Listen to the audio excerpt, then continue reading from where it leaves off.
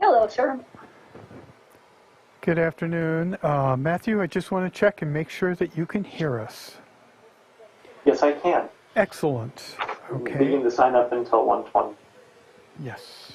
And Granicus is running, so we're good there. Okay, so we are, Chair Sabatier, we will be ready to begin at 1:20. PEG, Facebook, and YouTube, and Granicus are all working. Awesome. And checking in with CAO Hutchinson and Johanna. You're in ready. I'm here. Okay. And then just waiting for the rest of the supervisors to pop their videos on.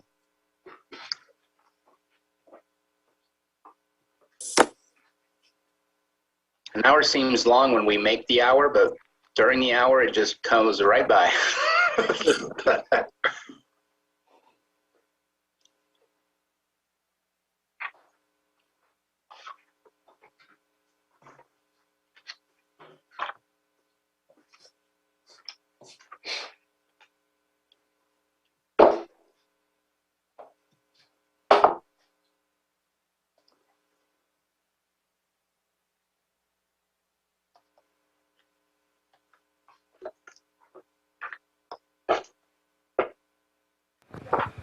There we go.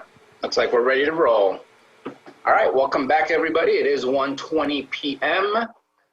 We had bypassed item 6.7, so I want to just touch on that item real quick before we move on to item 6.9. And so let's go ahead and take up our 10:30 a.m. item, hearing on account and proposed assessment for the property located at 6814 Hammond Avenue, Nice, California, APN number 03107-46. Property owner Steve M. DeFilippis.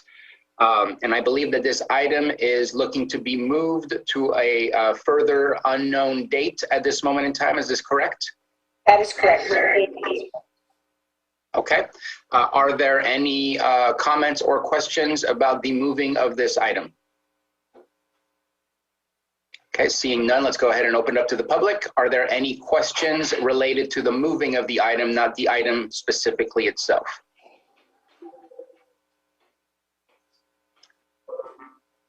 And hearing none, looking at Ms. Grant, do we need to make a motion to continue until date unknown if we don't have a specific date? No, sir. No specific date has been given to you. You can just acknowledge that it's being taken off calendar and will be reset for hearing. Okay, just wanted to make sure. Thank you very much for the answer.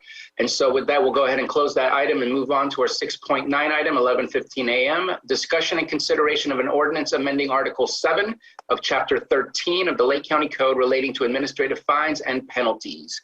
Ms. Grant, this one's yours. Thank you very much, Supervisor. Good afternoon, Board.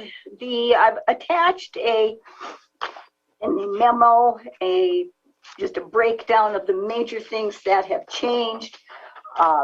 Obviously, there's been some renumbering, and then also I highlighted in the drafts that came back to you for this meeting in yellow those things that represent substantive changes. Quickly, with regard to just the definition section 13-47, F is in Frank. The words other than personal use were deleted from cannabis operations definition. G is in George. Continuing violation was simplified to show that it's simply a violation that persists from day to day. A new definition, K is in Kyle. For high severity violation, a violation of considerable environmental impact at the time it first occurs, and which impact will be greatly exacerbated by its continuing to occur. That's a definition that I had put in there. Obviously, if your board prefers another one or any of these things to change, you just simply have to say so.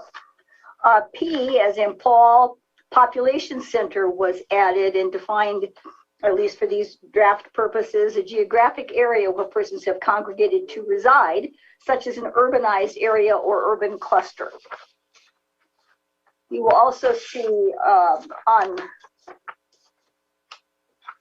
consultant is added under Q to the list of individuals who may be responsible persons when it comes to violations.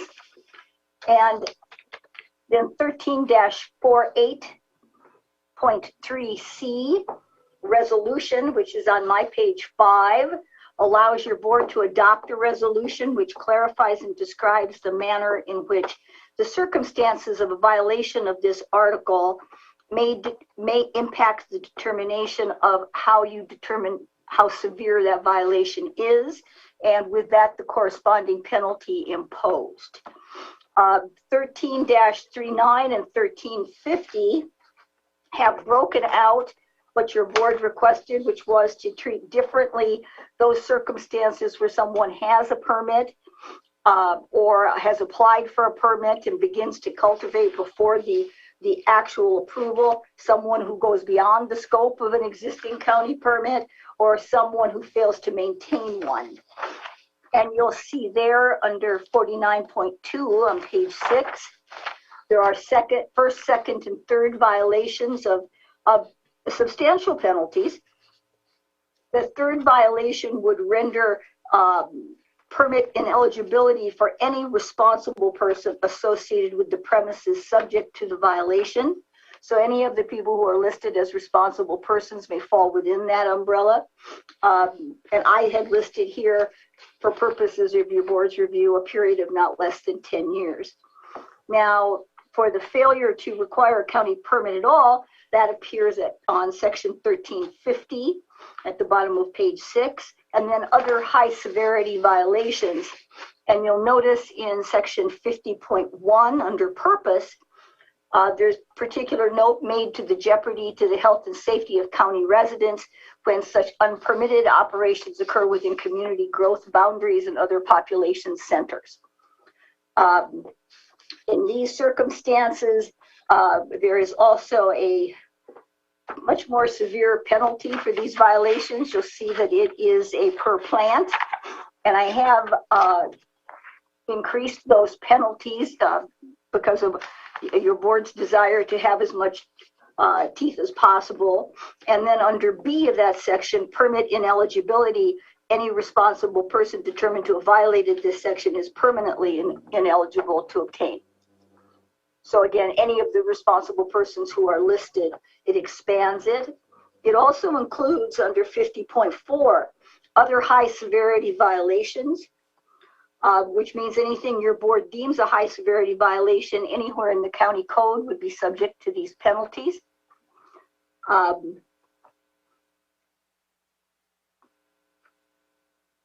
And again, it makes reference to the impacts to neighboring property owners and or which contravene the orders of the board during a locally declared emergency. You may want to expand upon those circumstances. Supervisor Sabatier had asked about making it clear that the penalty would be the maximum. There is language that I've drafted that I can give you that would do that. It would be said violations shall be subject to the maximum penalty / fine authorized by this article.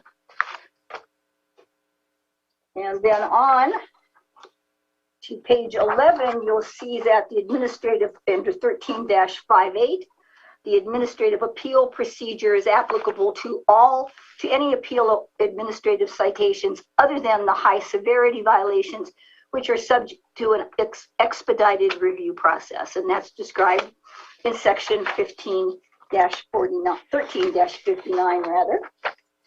And it explains that expedited hearing process under 13-59, beginning at the bottom of page 13 and continuing on to page 14, giving a no less than 10 and no more than 15 days that allows for them to request a hearing, etc.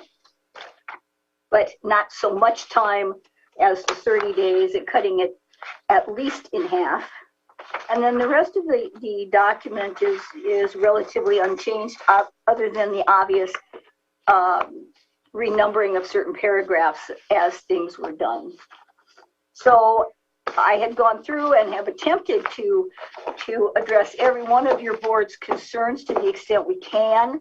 There are a lot of legal difficulties associated with just saying the property itself cannot be subject to a permit. However, I tried to address that by expanding that anyone who is a responsible person associated with that property would be ineligible for a permit. So it expands the universe of who is ineligible, making it a little bit harder for them just to trade off to someone else.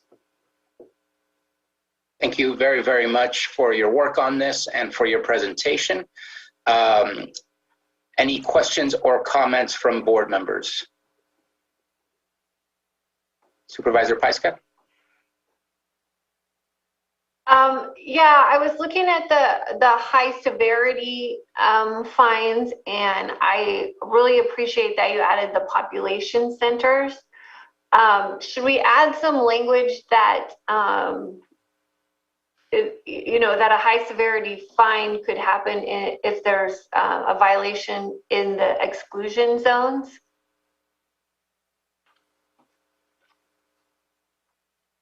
Well, you can.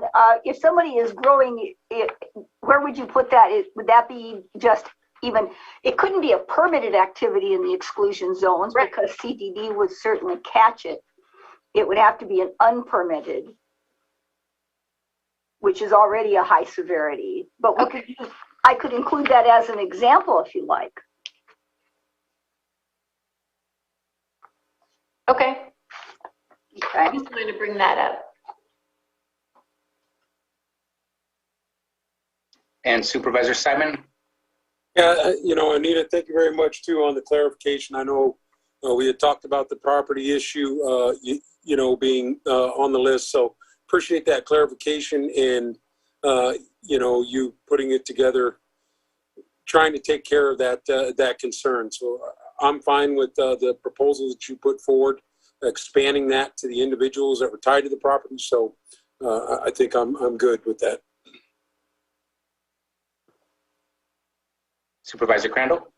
Yeah, I just had and I like this language right here with the 50.4 other high severity violations. I wanted to see if maybe, and you may have said something and I may have just missed it, about for example, cars and trucks, because I know it's meant for everything, not just cannabis and whatnot, but just administrative fines in general for other violations. But there's an element of folks that are actually taking parts off of dumped cars that are on the highway.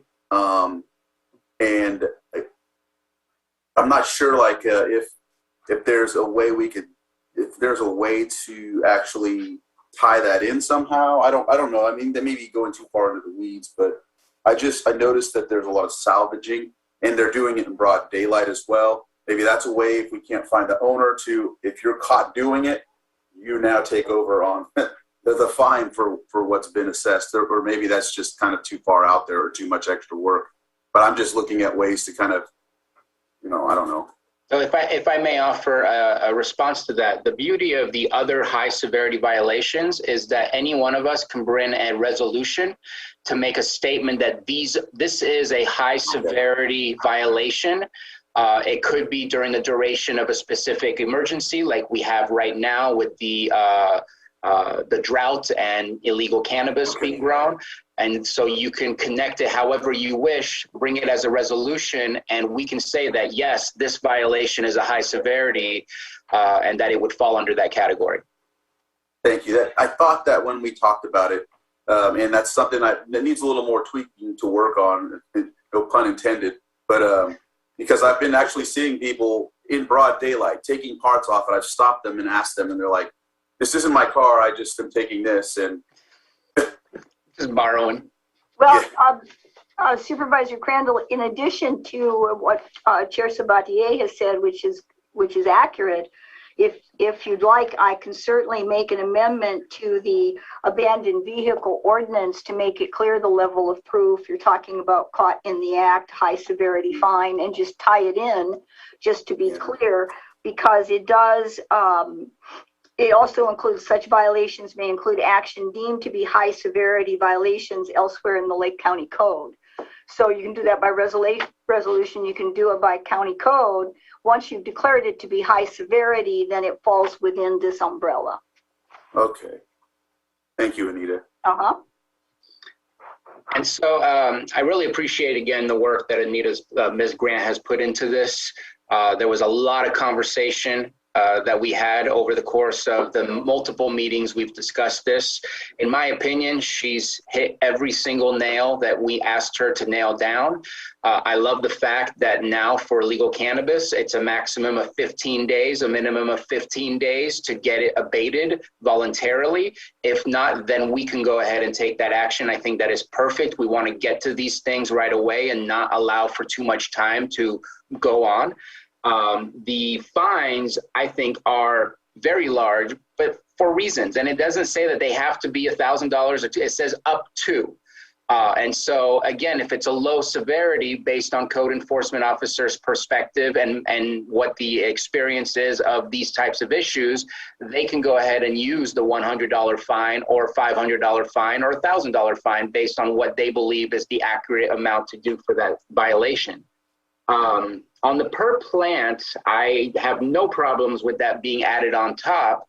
I'm wondering, is it added on top of the $1,000 fines per day, or does it kind of replace the $1,000 per day? But, sir, it's actually, as written, it replaces it, because it's the violation goes to the number of plants. And as I said, I upped the dollar amount violation, because the larger the grow, 51 or more plants would be a $500 per plant per day violation. That's way in excess of the 1,000 if you have a large grow, and would easily, for even 25 to 50 plants, go over 1,000 a day. Would have to go over 1,000 a day, just basic math.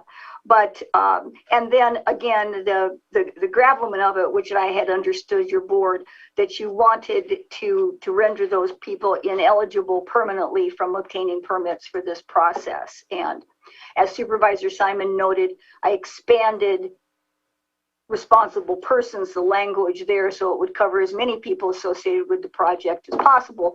Now, of course, when community development files their notices, they have to include all of those responsible persons in order to make sure that sticks. But that would incorporate all of it. And I would say too that this is a significant difference from what has existed before.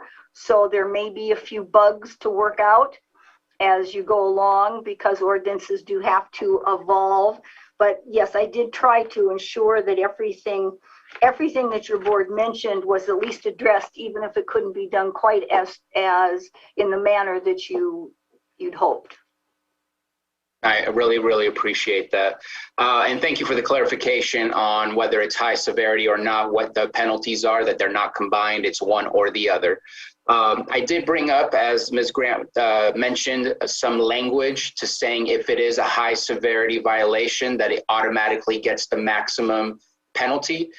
Is there consensus at the board that that is language we would like to add, or is there conversation from the board for that type of language? I'm good with the language. And I had read to your board a suggested sentence. Was that appropriate, or would you like to hear it again? Or yeah, let's hear it again. Said violations shall be subject to the maximum penalty / fine authorized by this article. Perfect. Okay. I would also just point out again that the resolution that your board can draft can certainly, on all the other things, in terms of if your board determines that certain things, if you see X circumstance that's going to require a higher range in those penalties that have up to, your board can address that anytime by resolution, and your determination will be effective on the date you adopt the resolution. So you'll be able to move quite swiftly if you decide to make adjustments in range. I love that. It's almost like a little plug and play that's inserted inside the ordinance, where we can just go ahead and at the moment, with the issues that we have, whatever emergency we're dealing with, we can deal with it pretty quickly and appropriately. So I really appreciate that. Very creative, in my opinion, compared to other ordinances that I've experienced with. Two things. One, you mentioned something, Ms. Grant, which triggered something. I'd love to review how this has worked for us and see if maybe we can do it next year after it's been approved. If it's If we do the first reading this week and the second reading occurs on the 21st, then maybe seeing around late September, early October to getting some sort of report of how is this working for code enforcement, because I think it would be useful to see if we want to evolve with what we've learned rather than just continue it and put it away for them to continuously use. And then my second one is more of a comment in what I think would be the best way to move forward. Inside the ordinance, it speaks of the county being able to bill these penalties. And then it also has an option for using a third party to go ahead and put out those fines to the people who are involved with the violation, the owners of the property or whoever. I really would like to suggest that in order to see the largest impact, I would love to see code enforcement do the least amount of paper pushing and the most amount of active duty outside in the field. And if we can start working with a third party to do the billing process for us so we can constantly be out in the field to do as much work as possible. I know that I am meeting with the chief of police tomorrow in the city of Clear Lake. Their code enforcement doesn't typically go back to the office. They have printers in their cars. They automatically can file for billing from their trucks.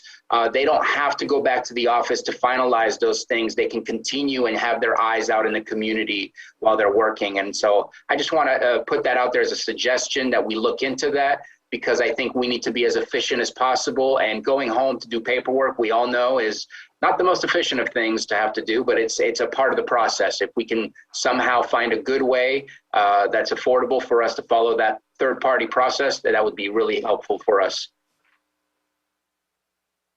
And those are all my comments and questions. And any further comments and questions before we open it up for the public? All right, let's go ahead and open it up for the public. Any comments or questions from the public on this item? I see we have phone 6205. Please give us your name and you have 3 minutes. Hi, this is Bart Levinson. Can you hear me? Yes, we can. Thank you so much. Another thing came up in the mass meeting, the Middletown Area Town Hall, that was important for all of you to know, and it pertains to this. Citizens were saying in that meeting that they are becoming so discouraged about the lack of support and supportive services, enforcement, code enforcement, county staffing to support this industry, this new incoming industry, that they are considering leaving the area. These are citizens who are very fine, upstanding citizens. You don't want to lose them. And I just want to make sure, if you have the ability to go back and listen to that meeting, if you would please do so. There was an interview by one of the incoming projects presenting itself to the Middletown area. And it was stunning, some of the things that he said. His project, which will be right next to the high school, won't be creating any more housing, though he professes to be using many more employees. He plans to use 3/4 of the same amount of water as used by all of Middletown, and yet feels that he's adequately shown the county that he had studies that show that that would do no harm whatsoever to the aquifer. He has no fire defense plan because none is asked for. And if we can make sure to stay on the conversation of administrative fines and not specifics of a project. Well, I just really want to support the direction that you're going in with these fines and let you know the reason why in this meeting it became so much more clear the local urgency and need. And I hope that you'll all be able to go back and listen to that meeting and hear what your citizens are starting to say. Okay, thank you for your comment. Don't know about the accuracy of a project next to the high school. I just want to make sure that the public is aware that there are many rules and setbacks. I don't know if Supervisor Simon wants to speak on that, but it just didn't seem to click with me that that was a project. No, you know, the project she's referring to, they had the BarX, individuals out there. So it's close to the area, but it's definitely not next to the high school. So, and the math asks for that there. So this is a step in the process to give our code enforcement and the community, the support they need as these projects are permitted or unpermitted as we're out there enforcing these things. So this is a step in the right direction. So Bart, thank you for your support, and we will hopefully move forward with this today. So yeah, thank you for that actually. But directly next to the high school, that is not the project location. And I see we have a hand up from Ms. Grant. Sir, when you're ready, there board members had made other comments. You might want to consider a couple of minor amendments in addition to the one read. So I just put my hand up as a reminder, mostly to me. Yep. And I believe that the comment was from Supervisor Paiska as far as adding the exclusionary zone. Yes. Okay. 50.1 under purpose, the jeopardy to the health and safety of county residents can be extreme when such unpermitted operations occur within exclusionary zones, community growth boundaries, and other population centers. I'm glad that it's all of the above rather than replacing or anything like that. So I think I agree with that. I'm good with that. If you wanted to address, so you wouldn't necessarily address the abandoned vehicles directly, though with your permission, I will go back and make that adjustment to the abandoned vehicle ordinance so that there's a nice tie-in. I'm giving you a nod. I see Supervisor Crandall with a nod, and I'm getting that also from everyone else. I'll come back to you in just a couple of weeks, and thank you. Perfect. Thank you very much. I do not see any further hands up at the moment in time, so I'm going to go ahead and close public comment for this item, bring it back to the board for any further deliberation. And it looks to me like we have all of the proposed changes settled with Ms. Grant. And so if somebody wants to take action with those amendments as stated, please do so. Mr. Chair, the first action would be a motion to waive reading of the ordinance as amended and have it read in title only. So moved. Second. Okay, we have a motion from Supervisor Crandall and a second by Supervisor Paiska. Roll call, please, Johanna. Okay, Supervisor Simon. Yes. Supervisor Crandall. Aye. Supervisor Paiska. Yes. And Supervisor Sabatier. Aye. Thank you. And the title would be an ordinance amending Article 7 of Chapter 13 of the Lake County Code relating to administrative fines and penalties. And then, board, the next motion would be to advance the reading of the ordinance to a date at least 5 days hence, which could be the 21st of September. So moved. Second. I have a motion from Supervisor Crandall, a second by Supervisor Paiska. Roll call, please. Okay, Supervisor Simon. Yes. Supervisor Crandall. Aye. Supervisor Paiska. Yes. And Supervisor Sabatier. Aye. Thank you. Board. Thank you very much. We've been talking about this for a while, so it's exciting to see it moving forward, and glad that we've put our minds to it. I think it's a really good ordinance. We are going to move on to item 7.3. A, consideration of amendment to personnel, amended policy rule 1100, performance reports, creating rule 1102.3 for evaluation of the performance of the county administrative officer, appointed department heads, and the public health officer. And B, consideration of special meeting dates to be added to the Board of Supervisors annual calendar for 2021 at 1 p.m. on September 30th, 2021, October 7th, 2021, October 21st, 2021, and November 4th, 2021. And with that, I open it up for CAO Hutchinson. Thank you, Mr. Chair.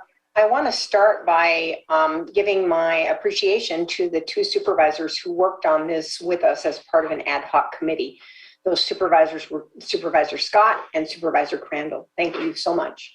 Pam Samek also played a very direct role in this, as did a small group of department heads, and then ultimately all department heads were asked to review this draft.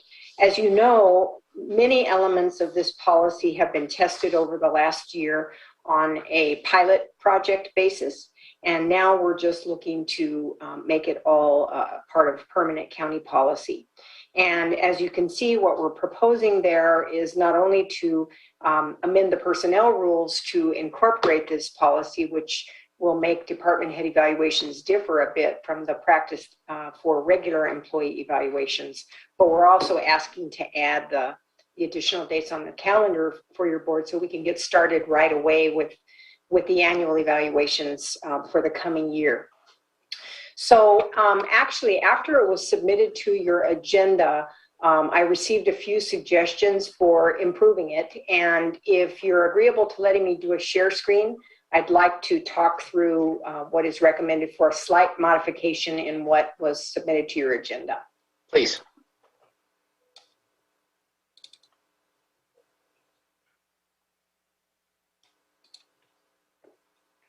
Okay, hopefully you can see that by now. Slowly popping up. There it is. Okay, so if I could call your attention to the yellow highlighting, that is where the minor changes I'm recommending. Here in the third bullet under evaluation schedule, just changing the word have to has, no big deal there. Under Board of Supervisor role, I added something that we've thought about before, but hadn't actually put in writing. I think it is important to put it in writing that all of the appointee evaluations occur when all supervisors are present. You know, when one of you isn't present, it means only 80% of you are with us. And so it does make an impact on something as important as this. And so the recommendation is that all 5 board members be present when evaluations are taken up. And then I thought more about the evaluation process for new employees, and this section highlighted in yellow addresses a minor revision to that. Originally, we had proposed that department heads who are within their first year of employment be evaluated quarterly. And while that makes sense, it also seems logical that your board would want to see that new department head fairly soon in their employment. So I added a clarifying statement that starting within the first month of employment, each new appointee shall be evaluated quarterly. And during the evaluation meeting, the board and the appointee will review performance and goals. And then also, your board has established some ad hoc committees to support department heads at various times. And I'm recommending that you consider having an ad hoc committee support each new department head during their first year of employment. So when a department head is brand new, it really wouldn't make sense for them to complete the self-evaluation form because they wouldn't have been on the job long enough to really have that kind of feedback at that stage.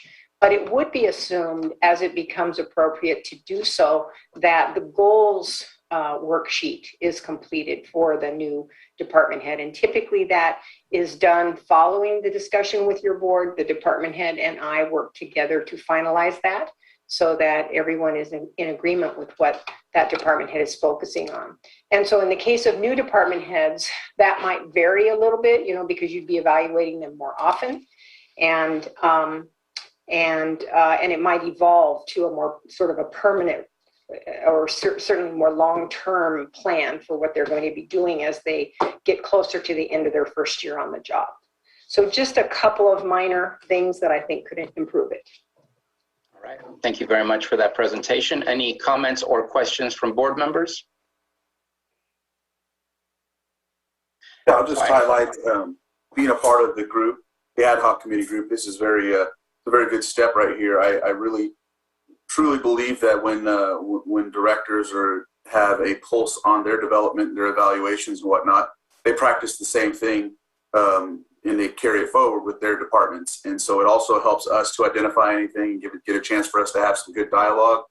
and get everyone on target with what with how we can better everything. So glad to be a part of it. Thank you for your work on that. So I appreciate the comments brought to CAO Hutchinson from the board. I think that adding that all 5 board members being there has been one of our practices. It's just the best way to evaluate. We constantly say it to our constituents as well as in the board meetings. As individuals, we cannot order or give direction. And when we can, we should definitely aim to have all 5 of us there when we are giving direction. And during those evaluations are those moments where we can go ahead and provide that type of direction.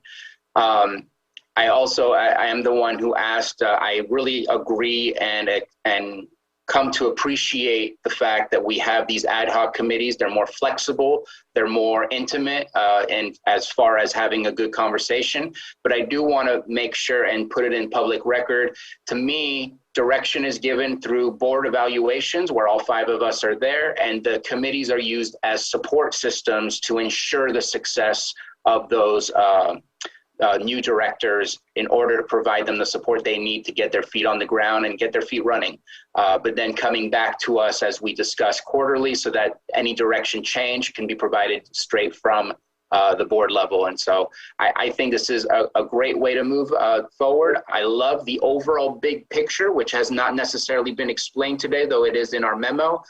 The idea of having a board workshop for setting our goals for the year, having our department goal setting evaluations, and then starting to build our budget based on what do we intend to get done this year that is different than what we were getting done last year. And I think that we are, this is one of those steps forward that I'm really proud of that we're making. I think this will show a much more cohesive movement of the entire county all at once, moving towards very similar umbrella goals. And this is, I think this is the right direction to take. So thank you very much for everybody involved in bringing this. Looks great to me. Any further comments or questions from the board before I open it up for the public? Let's go ahead and open it up for the public. Please raise your hand if you have any comments or questions on this item.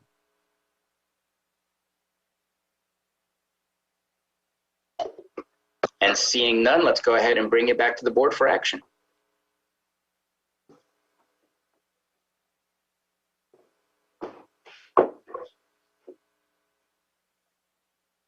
Mr. Chair, I move to approve amendment to Rule 1100 and adding Section 1102.3 policy for evaluation of the performance of board, the county administrative officer, board appointed department heads, and the public health officer.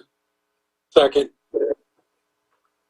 We have a motion from Supervisor Crandall and a second by Supervisor Simon. Roll call, please.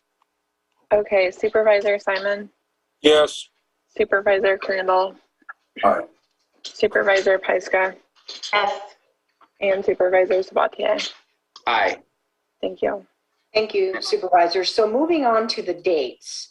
The chair and I put this list of dates together. The intention is that you would have 4 half-day sessions in which you conduct all of the appointee evaluations. There are 16 appointees, so we're thinking 4 4-hour days starting at 1 p.m. And so the question really is, are these dates workable for you? And if so, we will calendar them after you approve.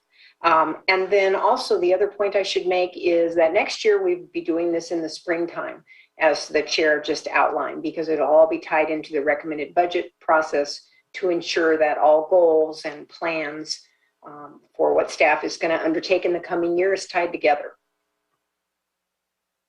The only conflict that Supervisor Simon and I, or that I have with Supervisor Simon, is the Disaster Council on October 21st is set for 3 o'clock. Would you like to look at a different day then than October 21st? Sounds like we should. Yeah. So let's look, shall we look at the, let's see, the Tuesday after November 4th is likely to be the week of excuse me, we would be looking at a Thursday, huh? Just 1 second here. November 11th is a holiday. Yes, it is. What about November 18th? I'm good with the 18th. Anybody else have a concern with November 18th? No. And is 1 p.m. the time you prefer? That works for me. You had been doing department head evaluations in person and rather than in Zoom. And I'm presuming that would be your intent as well for these. Is that right? I think we need to play it by ear depending on what's going on with COVID, but definitely prefer to be able to have that intimate conversation where virtually it's just not the same. Yes. And I do see a hand, and I'm not sure if I missed it. And since we're having a conversation about Part B, if there's no further comment from Board of Supervisors, I'm going to go back to public comment. And let's go ahead and open up public comment. And Betsy Kahn.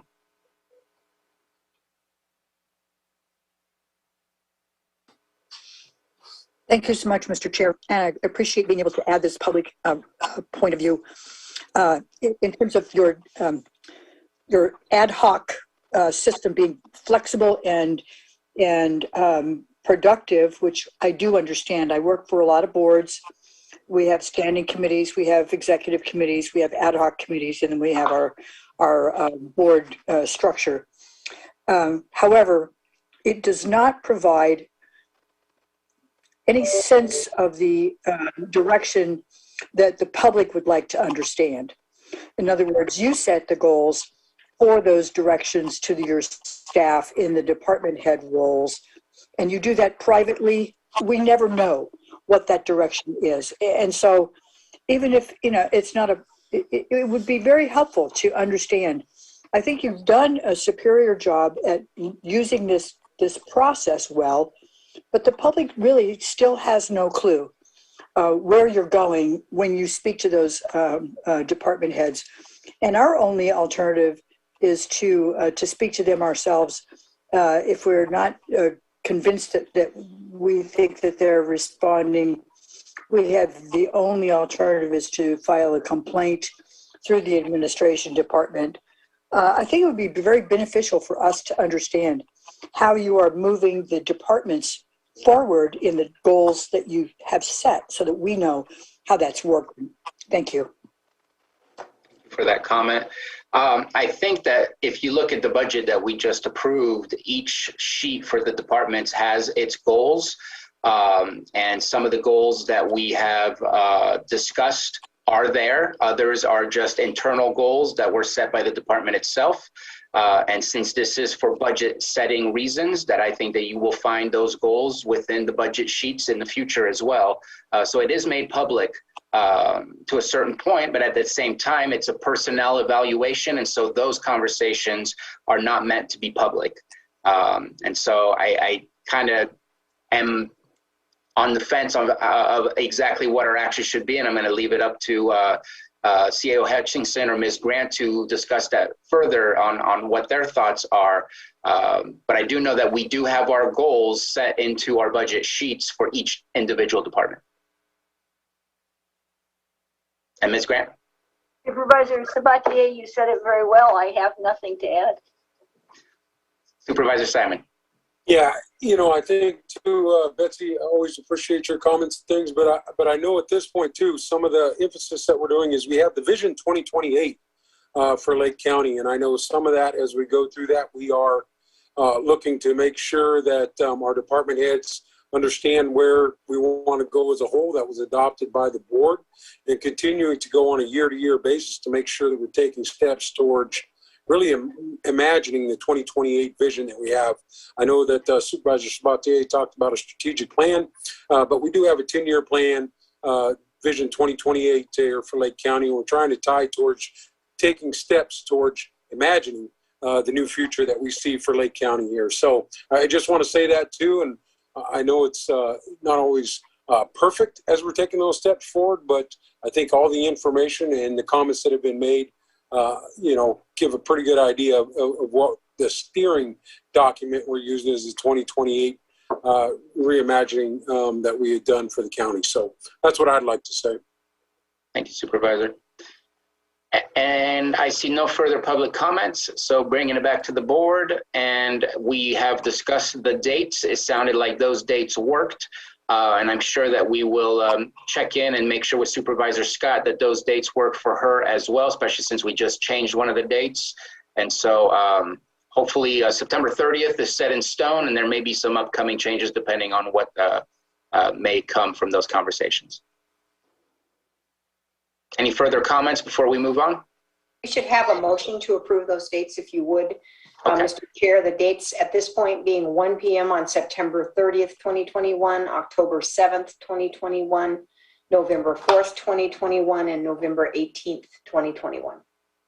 Supervisor Sabatier, I actually forgot to mention that the 30th, September 30th, there's an annual RCRC meeting that I will potentially be at. Of course, if they don't cancel it, I'm not sure how things are going otherwise, but right now I plan to attend that, and that's on the 30th. It's the 29th to the 30th, or the 31st, or the 1st. I'm sorry. Yeah. So then, and so if we're going to pick another date further along, we'd be getting into Thanksgiving. So, and some of you might, so Thanksgiving follows the week, Thursday the 18th, the following week is Thanksgiving. What about November 9th? November 9th?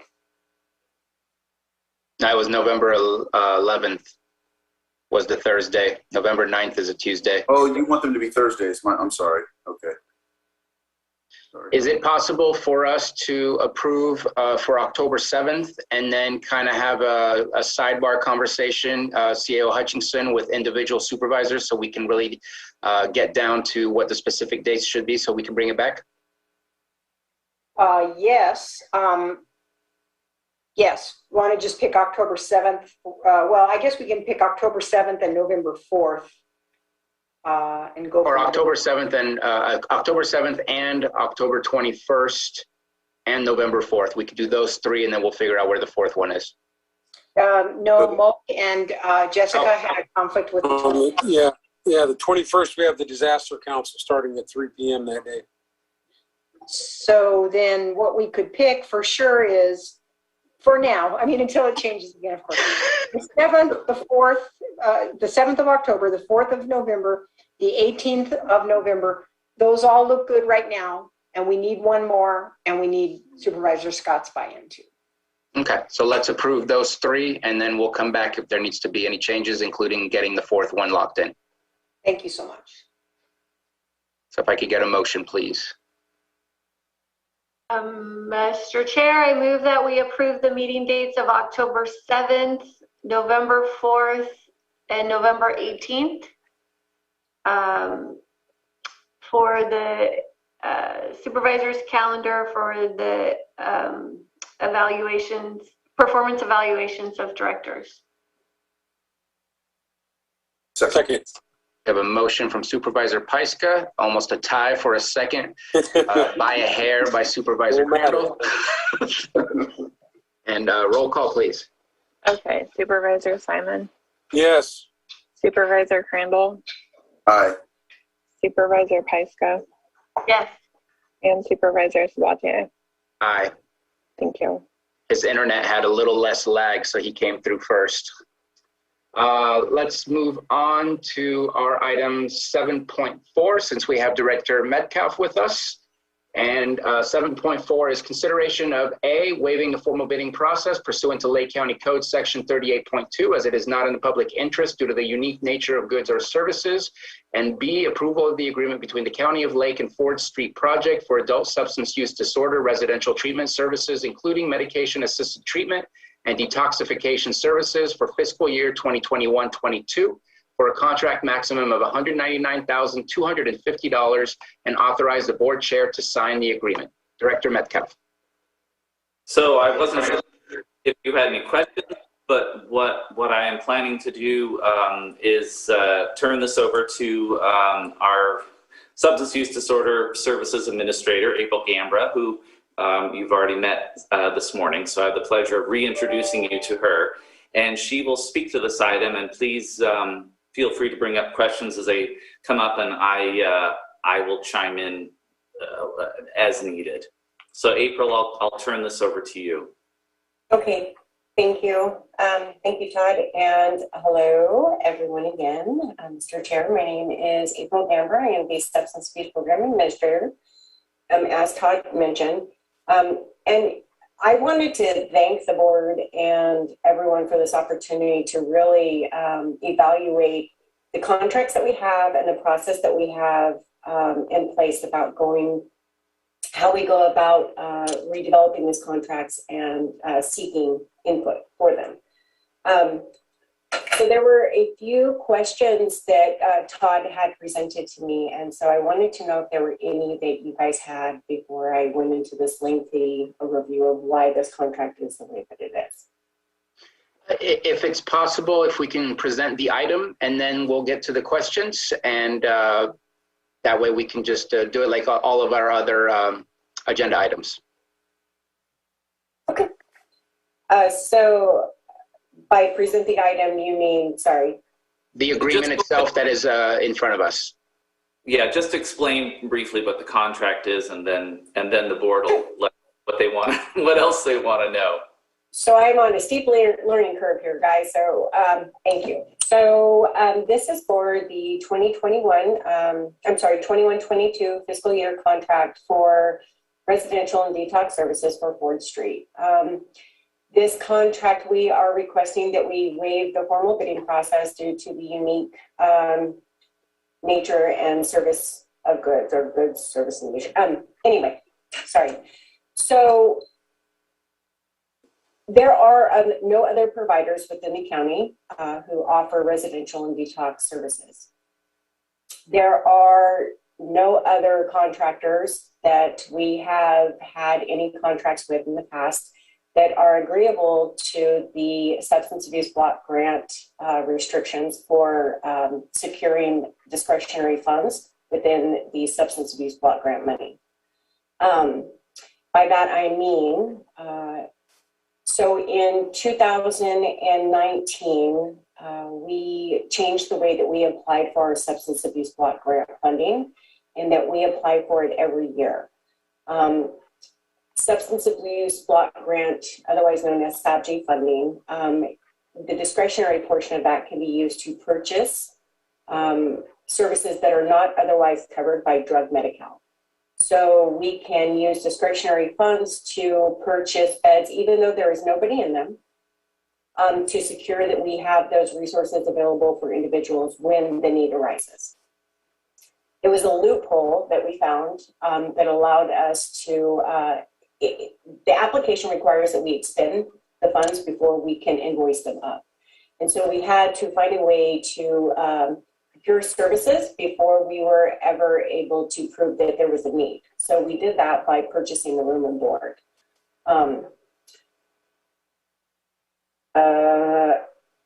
Is there anything else so far, Todd, or can you think of anything? No, keep going. No? You're much better than I would. So this contract is a little bit different than the others that we use the SABG funding to secure beds, in that there is also detox. So the detox portion in the amount of $35,000 was funding that we had allocated for beds that are not purchased up front. They are by need, or they are client-driven services. So we are invoiced the rate of $225 per day for those services, and we may not use all of the $35,000, or we may have to amend our contract to increase if there is a greater need. And then our hopes are, so there was our deputy administrator, Lee, she actually submitted some documentation that shows surrounding counties and those programs. And I started to reach out to some of those programs to find out if they would in fact be willing to contract with us, or allow us to engage in a conversation in an RFP process to purchase beds in advance. And two of the programs that I spoke to said that they would not. They don't do that. They're in the organized delivery system which is a way of paying for beds through drug Metcalf that is covered. So they have not identified a need to use or to contract with counties for the substance abuse block grant monies, as they are a fee for service. So this contract is very unique. It actually is. It is very unique. Questions? Any questions on this item from supervisors? So I have a question. You said that you reached out to two and that they are not willing to do part of the RFP, mainly because they're not willing to utilize the same funding source that you're looking to utilize. There was more than two options. I know there was Napa, Sonoma. Right now we're using Mendo. That's where Ford Street is. And I believe there was a fourth one. And I don't know if there was another one in the same counties that I just said, or if it was a different county, but I believe there was four. I believe that there are more than four, Chairman. And if you guys will continue to invite me here, I promise that I will get better. My nerves will. No worries. No worries. So there were more than four. To my surprise, there were several. There were some of them that I have never even heard of. And so to me, that's what the RFP process is to do, is to re-understand who is eligible for utilizing those SABG grant funds and who's not, and what new possible agencies are available. And I believe in your memo, you also said that next year you were looking to do the RFP, which would definitely clear up some of those things. And in the new ordinance that we have, if an RFP is done and there's only one that is available to us, because let's say no one else uses a SABG, then at that point you would be able to renew that contract on an annual basis for up to 3 years before having to look again and see what's available. I do know that there was a 85% increase or 82% increase in the bed rate, but at the same time last year it just says per bed. This year it says for 2 beds. Are we holding on to more beds than we were last year? And so we're kind of cutting a deal where it's not a perfect paying for 2 whole beds like we were paying the year before. I think it was $150, and this year it's $225. So are we given a deal? Is that what I was seeing? No, we are not given a deal. Actually, there was an increase in rates. Okay. I would have preferred to have that, but Ford Street saw an opportunity because they are able to charge us the rates that they get reimbursed through drug Metcalf. So they matched us with those rates, which was a substantial amount more than what we were previously being charged. There is an idea, though, so thank you for also highlighting an additional aspect of this, is that the substance abuse block grant money changed. We were awarded that, and then we were allowed an opportunity to expend it. Now we have to apply every year for it. So we have to call out those contracts that we are going to use.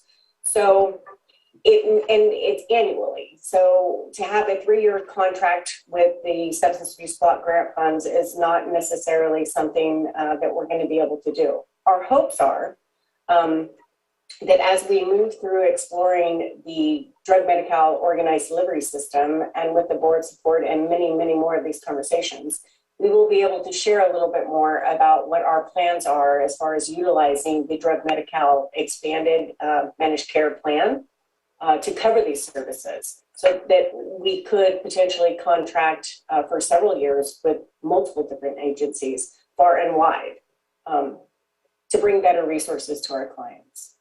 I appreciate that information. And I did not say that we would have a 3-year contract. We were just able to renew the contract for up to 3 years based on the new language that we have in our purchasing ordinance. I appreciate the answers, and very thankful for you being here to being able to respond to my questions. If there's no further questions from the board, I'd like to open it up for the public. Let's go ahead and open it up for the public. Any questions or comments from the public?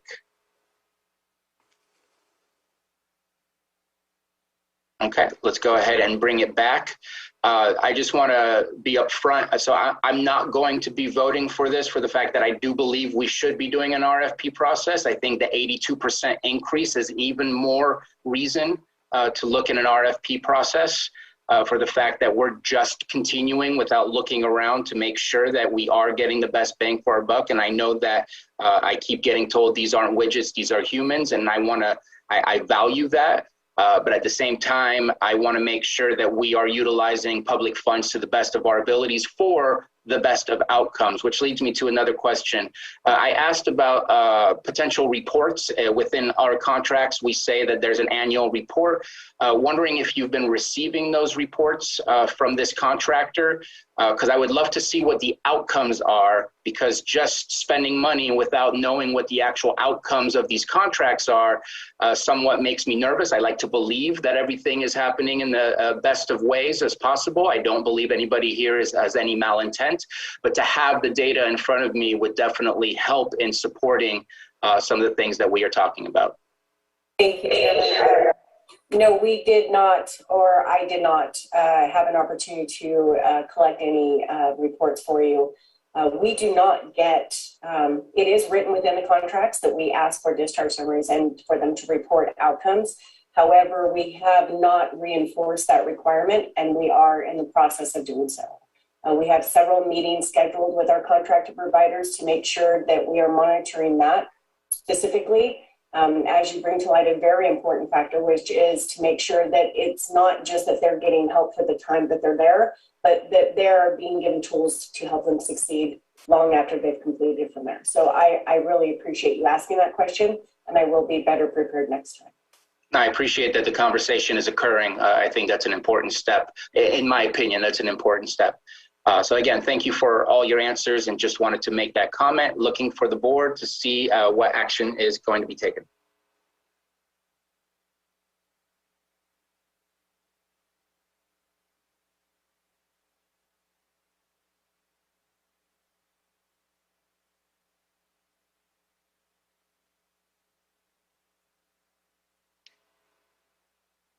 Mr. Chair, I move that we waive the formal bidding process pursuant to Lake County Code 38.2, and it's not in the public interest due to the unique natures of goods or services.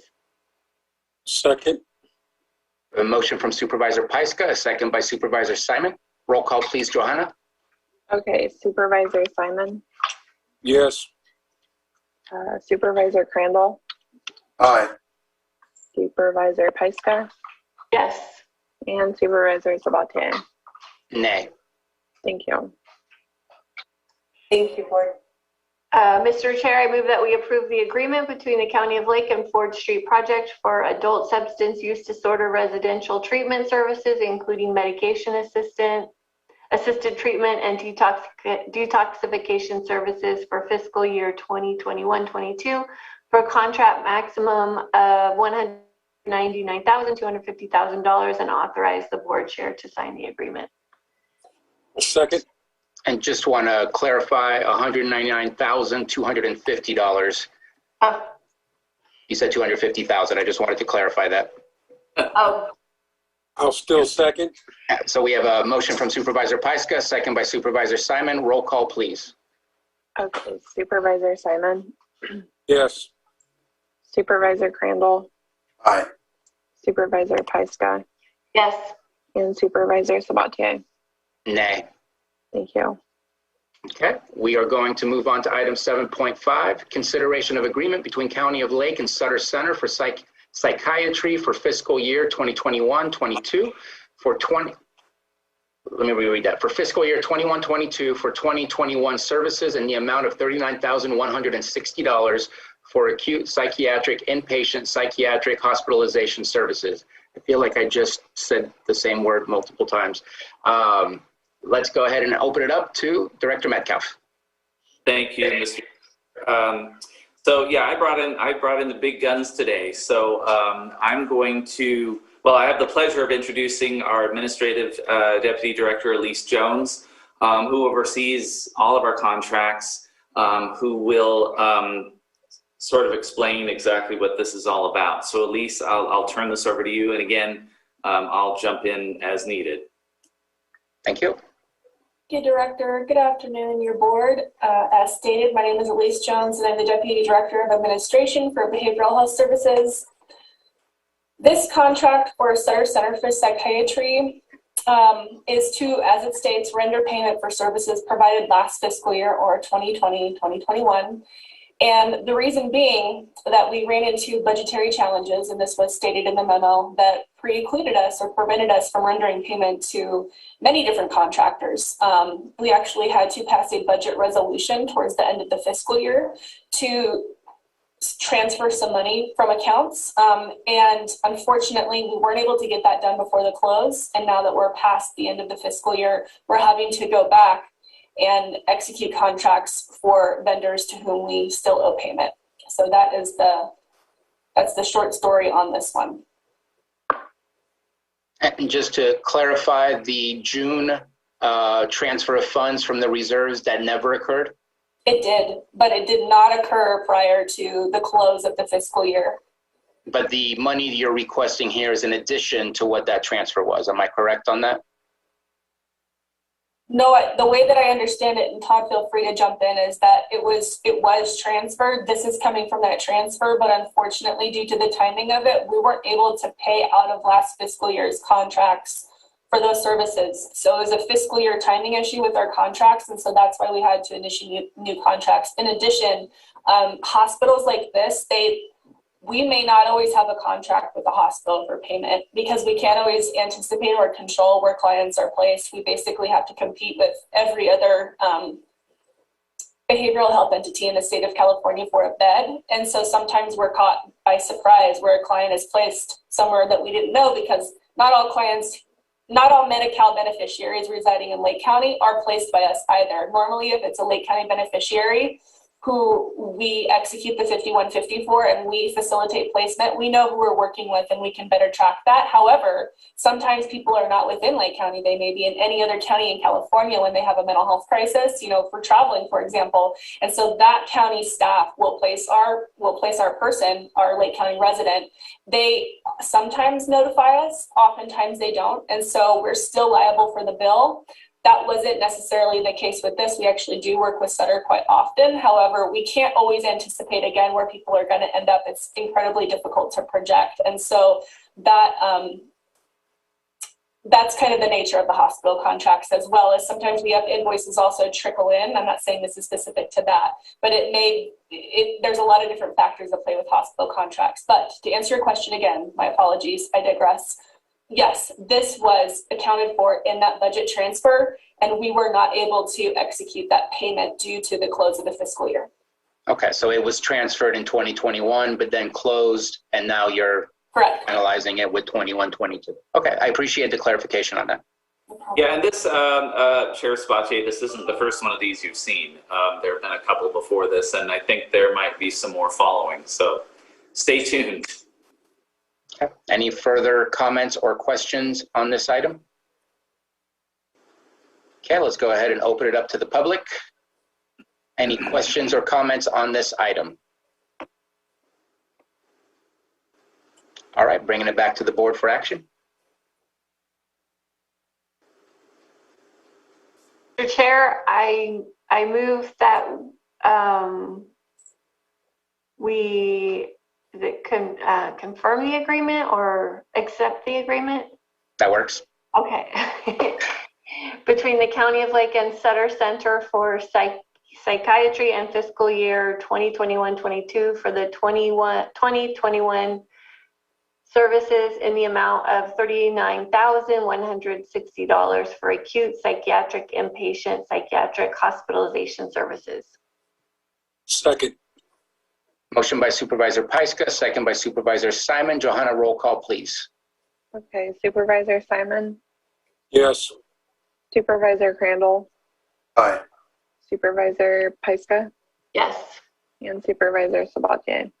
Aye. Thank you. All right, moving on to item 7.6, consideration of agreement between County of Lake and North Valley Behavioral Health LLC for fiscal year 21-22 for 2021 services in the amount of $329,360 for acute psychiatric inpatient psychiatric hospitalization Services. And Director Metcalf.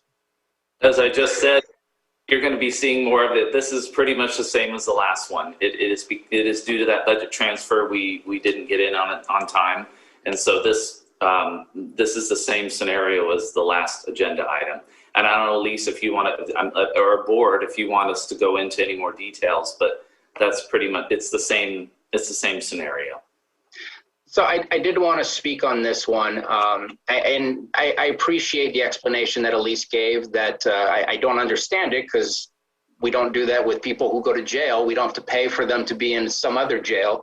If they get picked up by another county, they're not necessarily our client, then it sucks that we get stuck with a bill. That's what I seem to understand, but it doesn't quite logically pan out for me. But certain rules don't always have to make sense until you learn them. But this one was concerning for the fact that it's the original contract was for $400,000 and the request now is for $329,000. And I just wanted to check in real quick. What is the is there a monthly check-in on where we are with our contracts to kind of see if we're going to go over and above what we've already appropriated? Because to double almost, I think it's like an 80% increase. Is quite an increase for this to come out after the fact. And I don't think it's last minute visits only for that number of, for this being almost 329,000. I figured it's at least a few months worth of activity, if not more. I don't know, it doesn't say. But just wondering if there's any check-ins for where we are within the appropriations for each of these contracts so that we can try to catch these beforehand. At least I don't know that because we are that's a great question, Chair Sabatier, because this is something that I've been grappling with ever since I've been here, and we used to only review these things maybe twice a year, and believe it or not, now we are reviewing these almost weekly. At least, correct me if I'm wrong, but we've started looking at this on a very, very regular basis just because of what you're bringing up here. Chair Sabatier, and Elise, I don't know if you want to add to that. I figured you would. Go ahead, I'll stop. I'd be happy to, and I really appreciate the opportunity to provide education and information, and I agree about sometimes the mandates don't always seem sensical, but the Department of Healthcare Services doesn't let us off the hook regardless. So with regard to North Valley, I will just preface this conversation by stating that North Valley Behavioral Health is the only facility that's in our area that would be within the Olmstead Act, because you can't place people very, very far away from their county of origin. That takes people who are incompetent to stand trial and provides them with competency restoration services. So these are people who have committed like a misdemeanor offense and they're in jail, but they can't stand trial until they go, and the jail does not have capacity. Well, they're not authorized to provide that treatment. And so it's a very incredibly unique, specific set of services, and it's in a locked facility. So for this, we have we had a much larger utilization of North Valley than we anticipated at the beginning of the fiscal year. And that was because I think we had at least one person who ended up being there for much, much, much, much longer than we thought. It was very difficult to step that person down. And that was the only place that they could remain and be safe. And it was also due, in all transparency, to the fact that that did happen, but we did not have that sophisticated tools at our disposal to adequately track contract utilization. Our fiscal team has been working very diligently to ensure that we have those tools in place to regularly monitor the spend down on all of our contracts, so that we have an opportunity at mid-year budget, for example, to identify if we think we're going to exceed our projections and make changes at that time. So that kind of caught us off guard, in addition to this unprecedented utilization of this particular contract. However, due to the state of things in California, I'm afraid that may continue. And as you can imagine, these services are quite expensive due to the fact that they're the only game in town, literally. Also, we were having some issues. This type of service, it's not just they send us an invoice. Actually, hospitals have to send us a treatment authorization, and that treatment authorization has to be reviewed by a licensed practitioner of the healing arts who's qualified to say, yes, this person meets medical necessity for these services, that's appropriate. And then we can authorize the billing. That's also required according to the Department of Healthcare Services. And so there were some delays and kinks in that process between us and the contractor that also delayed this, in addition to it just dramatically exceeding our budget. And it was actually a large reason that we needed to do the budget transfer, was this particular contractor. So you're right, it is a gigantic amount. All right, and I appreciate again that those tools are being put into place. My last comment is a slight concern for this year's budget, as we're taking away from your budget right now to pay for last year's services that were rendered. And so that's why I wanted to speak of these things, to make sure that there are some tools at your disposal to ensure that we don't end up in the same place at the end of this fiscal year. Because as I see, we're getting close to the $1 million mark, and there's more coming as far as to compensate for last year's rendered services. And I definitely don't want to take away from the services that can be rendered this year. So just my final comment. Any further comments from supervisors before we move on to public comment? All right, let's go ahead and open it up to the public. And seeing none, let's go ahead and take action.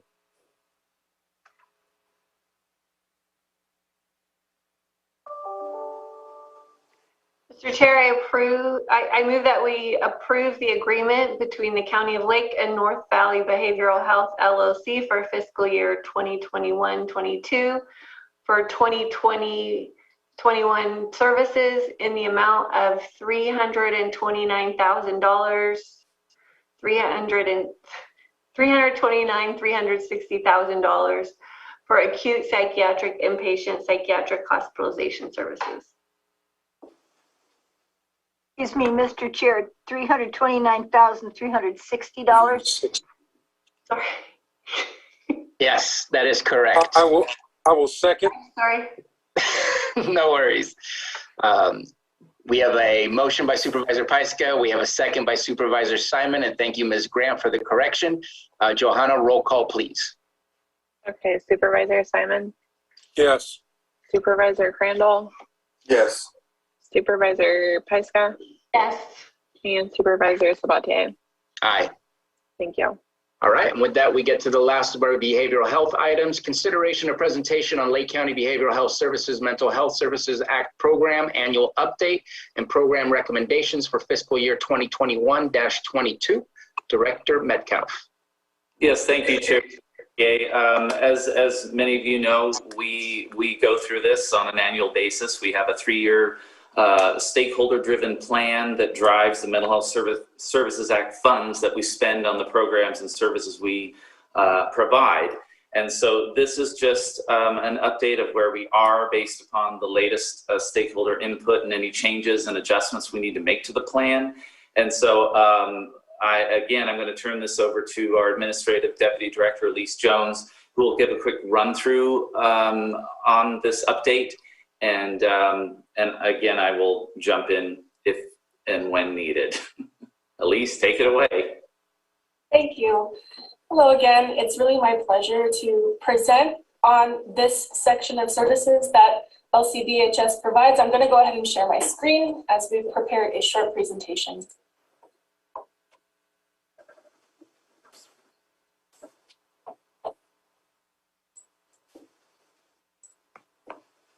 Would somebody confirm that you can, in fact, see my screen? I see it, and it looks great. Thank you. All right. So first, we're going to provide some background on what Mental Health Services Act is. I realize members of the board may know, but perhaps you don't, and perhaps the general public does not either. So MHSA is a program that was passed through Proposition 63 in November 2004. And this imposed a 1% tax on the wealthiest Californians. So those are folks who are earning over $1 million a year, with the goal of expanding and transforming mental health services in California. The little blue boxes indicate the key values and goals of MHSA funding. And for the benefit of anyone who's visually impaired, as well as just for documentation, I'll go ahead and read those aloud. Wellness, recovery, and resilience, cultural competence, services that are client and family driven, integrated service experience, and community collaboration. All right. So within the Mental Health Services Act funding, we have different allocations, and these are broken down from largest to smallest. So they have dictated, here's what you can spend this money on, here are the proportions of funding. So the largest category coming in at 76% is called community services and supports. And this bucket of funding is earmarked for outreach and direct services for people who are experiencing serious emotional disturbance or serious mental illness, and that's for folks of all ages.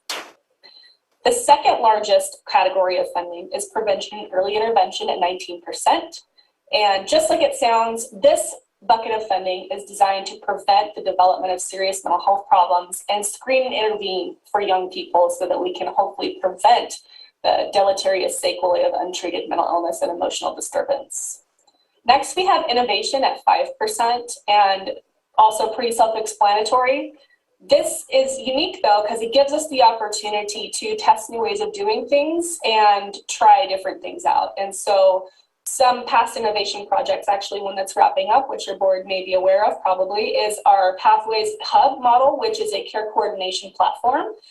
We're about to close that out, and we'll be thrilled here probably in the next month, actually maybe coming on the 28th, to present our new innovation project, and that will focus on our full service partnership program. So very exciting stuff. Next, we have workforce education and training. Again, pretty much like what it sounds. So this bucket of funding is designed to support counties to build, retain, and train the public mental health workforce. And I'm sure you can appreciate how critical that allocation is given our current staffing issues, which I'm sure you're all very well aware. Lastly, we have funding dedicated to our capital facilities and technology needs. So this is things for like brick and mortar. Repairs or upgrades to buildings, equipment, software, including electronic health record, and any and all mental health facilities. And just to jump in quickly, electronic health record, and I know we need to keep this quick, but just want to give the board a heads up that we'll be talking more about that because Chair Sabatier, you may remember that we were looking into a new electronic health record system a year or so ago, Millennium. That didn't go so well. And so right now, the California Mental Health Services Authority is working on developing an end-all, be-all electronic healthcare record system, and we have tentatively signed on to be a part of that. So there will be more to come on that. And without going into details, I sure hope that Anasazi can easily translate and move on over to that system. Yes, and that's our hope. Boy, you're good, Chair Sabatier. Yes, Anasazi. We can use the system as long as we want, but Cerner, who administers it, is not going to be supporting it very much longer, and so that's why we're looking into a new system. So right. We will be presenting more on that at a future date.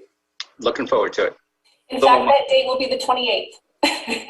Yes, that's right. It's coming up.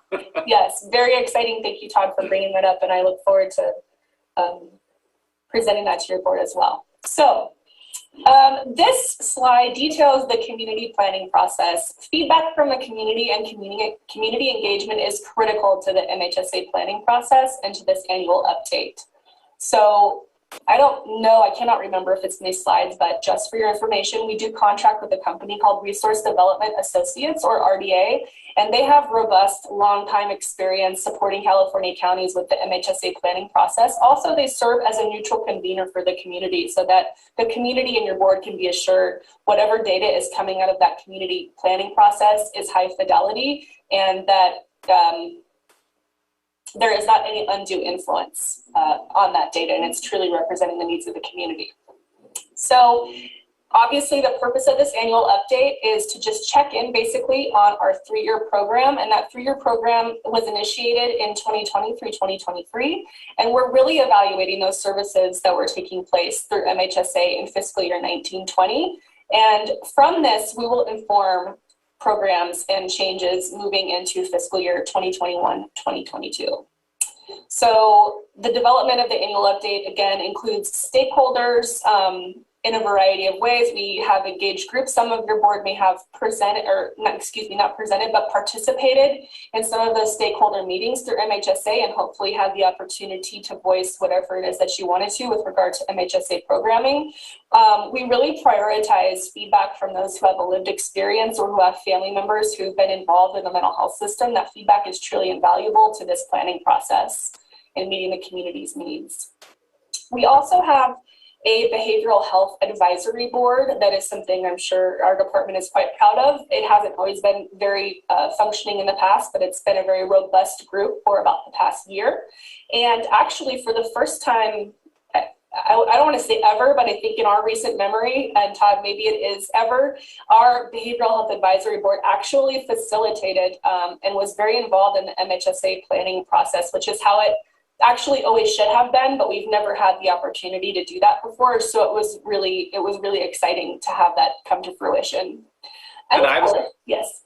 I was excited about it because I was the one that always had to do it. And also Board of Supervisors, our newly revitalized and robust board will be presenting their own annual report to you probably sometime before the end of the calendar year. So stay tuned for that as well. Thank you, Todd. Awesome. And of course, last but not least, a key stakeholder is your Board of Supervisors, who has essentially the final review and approval of this MHSA annual update and the associated program recommendations. I won't present it here, but that long document of program recommendations and all of the data has been attached to this item for your review as well, so you can read the full report. Okay. So we're going to cover the fiscal year 19-20 program participation outcomes. And these describe all of the allocations or funding buckets that I had previously spoken on in a few earlier slides. And so I'll go ahead and quickly read aloud the different programs that are contained within each of these funding buckets. So for community services and supports, we have our crisis access continuum. We have our forensic mental health partnership. We have our full service partnership, older adult access, parent partner support, and trauma-focused co-occurring disorder screening and treatment. For prevention and early intervention, we have early intervention services. And early intervention services, it has, as you're aware, recently been made much more robust through the addition of a grant we were awarded through the Mental Health Services Oversight and Accountability Commission for early psychosis intervention. And so we're really excited to expand that programming. And of course, it will continue to be sustainable through MHSA. We also have family stabilization and well-being, older adult outreach and prevention, peer support and recovery centers. There is 5 around the lake, I believe, or it's, yes, okay. And postpartum depression and screening, prevention mini grants, and statewide, regional, and local projects.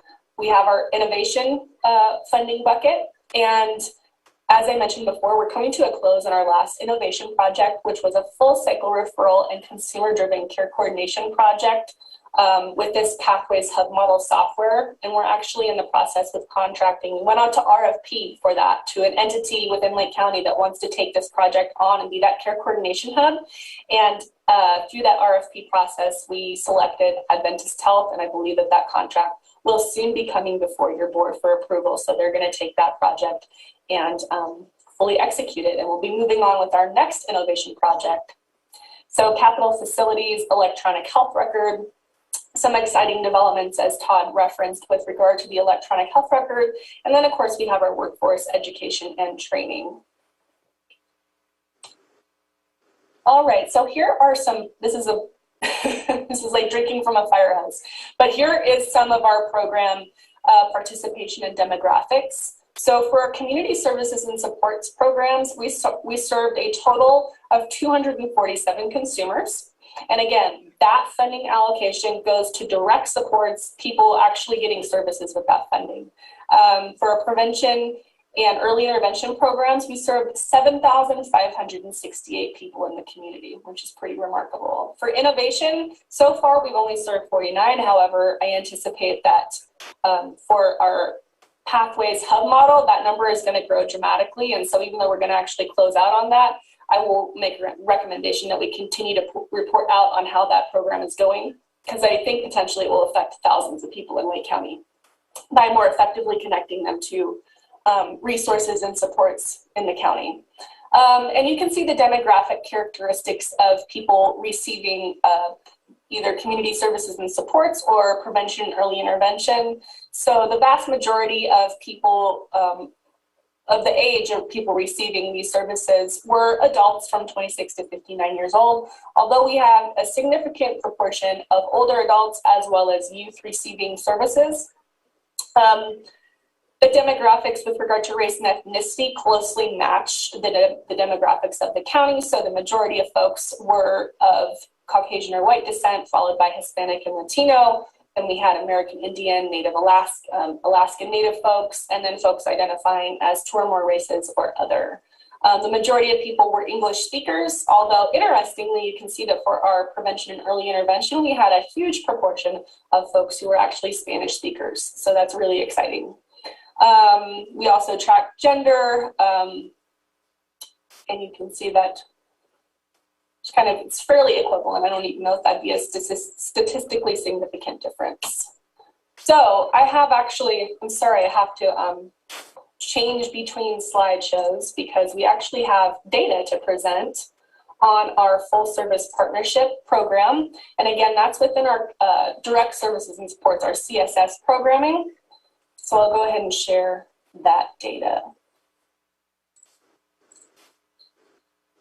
And full service partnership is pretty much, I mean, it's kind of self-explanatory, or maybe not, that when clients engage with us in this program, that it is truly a partnership, that we provide resources and services to them, but they, you know, they have to play with us. They have goals and objectives as well.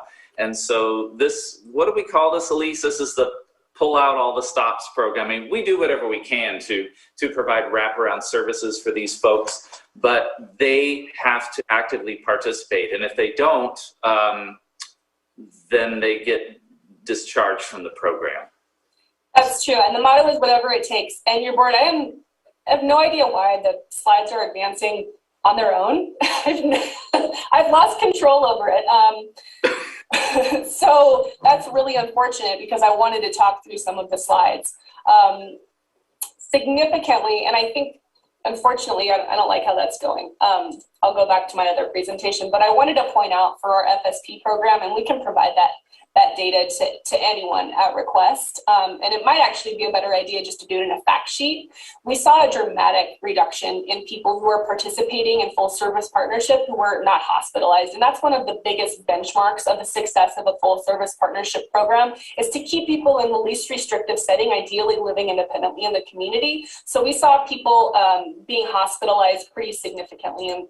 And again, I wish I could get the slides to cooperate, but we saw, I think, a reduction of about 41 days of hospitalization within last fiscal year of FSP participants. So there were 57 people that we measured the data for, and in the year before FSP, there were 49 hospitalizations within those 57 individuals, and in the year during FSP, there were only 8.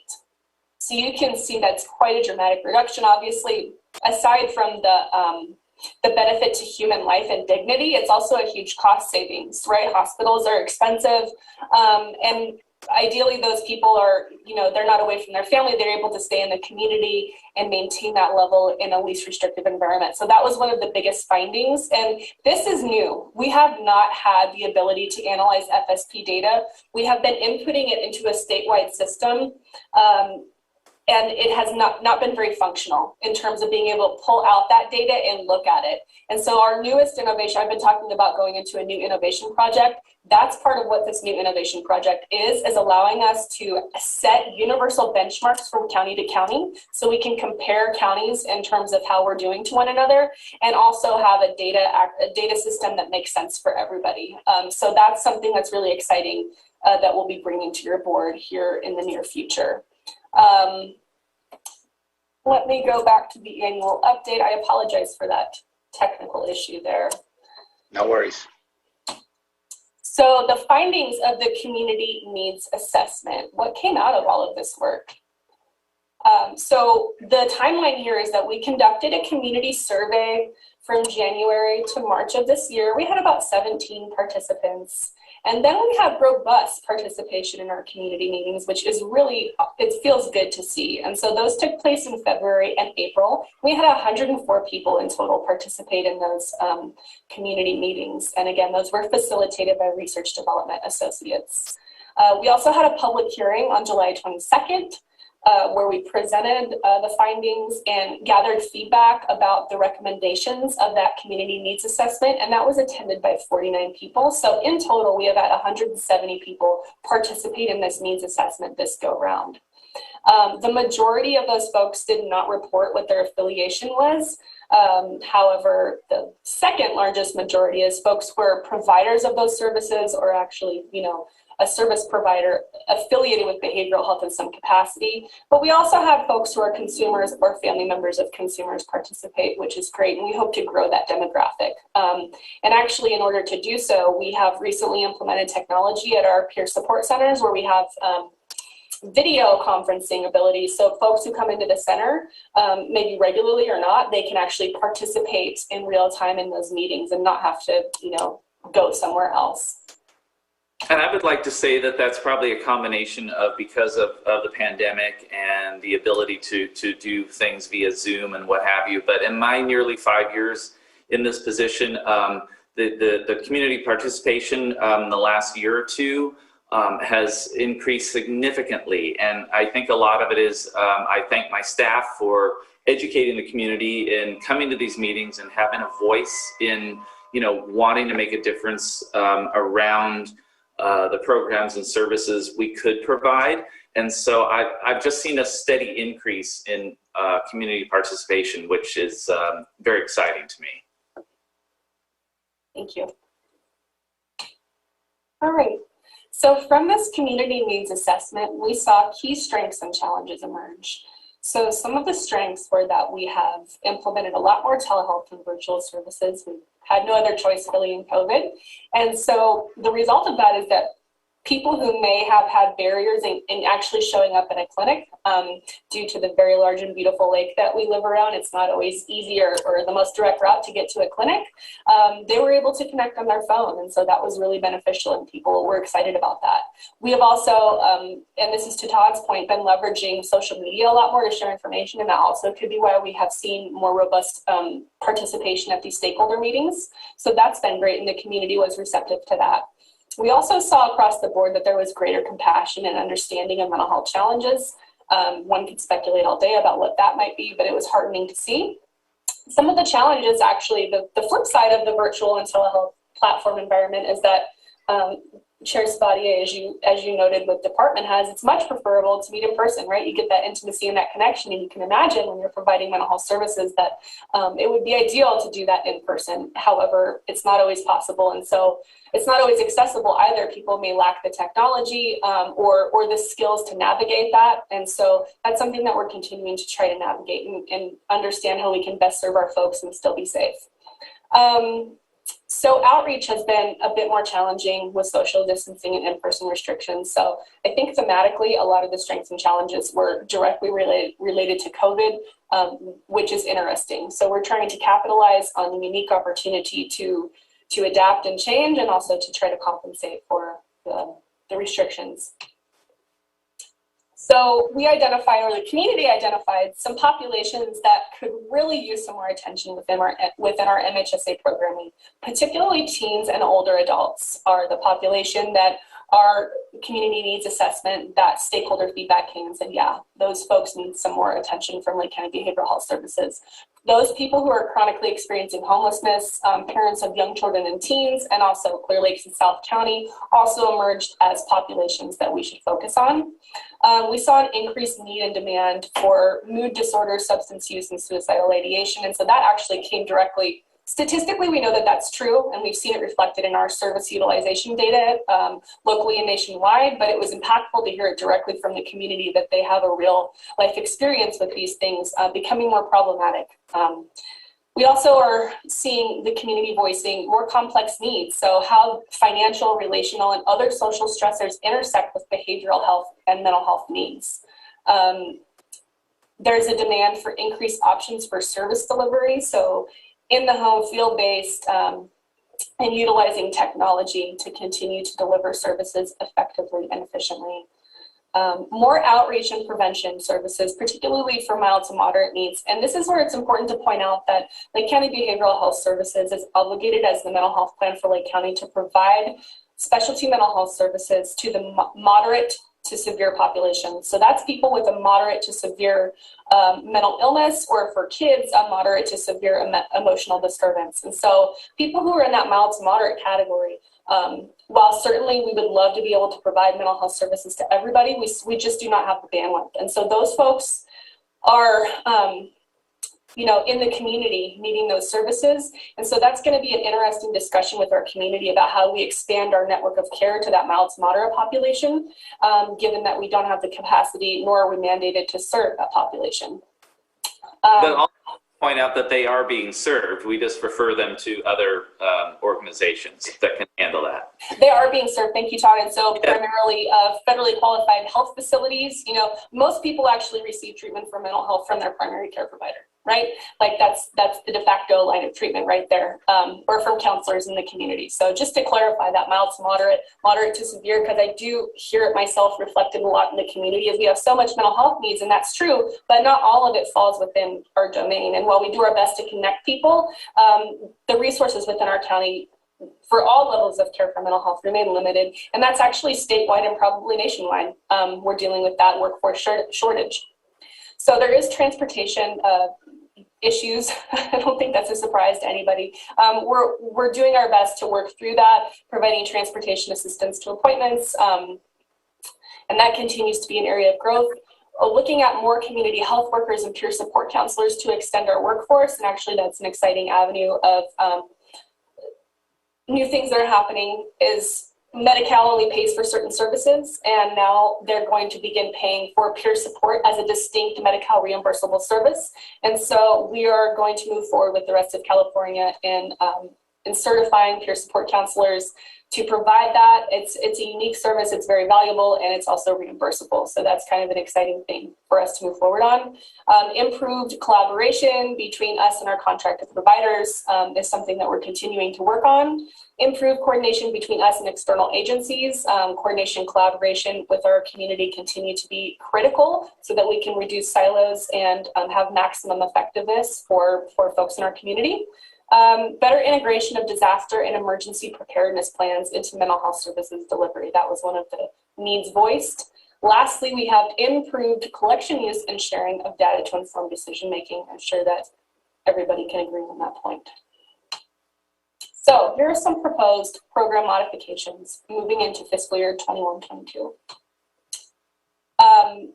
Nothing is changing for community services and supports. That's remaining exactly how it is right now. But for our prevention and early intervention program, we are making some changes to mental health first aid. And you had the pleasure of hearing from Carrie Manning earlier when she accepted the suicide prevention week proclamation to talk about mental health first aid, and that we have some robust goals in place for that. We have youth mental health first aid, and then teen mental health first aid. And so we're modifying our curriculum as well to include virtual training platforms. And so that's one of the programs that's being modified. We also have a new street outreach program. This street outreach program was actually started through cannabis grant funding.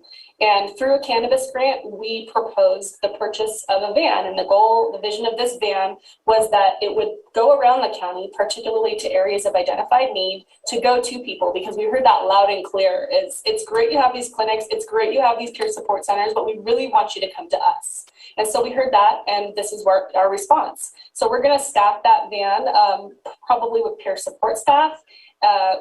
It will have a lot of focus on the homeless population, so just basic needs to support those folks, with the idea that if we support them and engage them in meeting their basic needs, maybe they'll be compelled to engage with us and maybe enter care or services or whatever it is, right? So that is new, and it will be have longevity with our MHSA program. So that is the sustainability plan with our CAN grant funding. It's going to be sustained through MHSA. As I have spoken about a few times now, we have our new innovation project, which will be coming before your board for approval, and that is to improve our full service partnership. Really our data, our collection, how we look at data, how we're measuring progress, and it's hopefully really going to elevate not just our county, but many other counties in California. So those are the changes to our MHSA programming over the next fiscal year. And I talked through all of those, but other notable progress updates is that we did hire for the first time in quite a long time a workforce education and training coordinator. That position had not been filled for quite a long time. So we did our best, but it's really great to have somebody who's going to be dedicated to coordinating all of these training and recruitment and retention efforts within our department.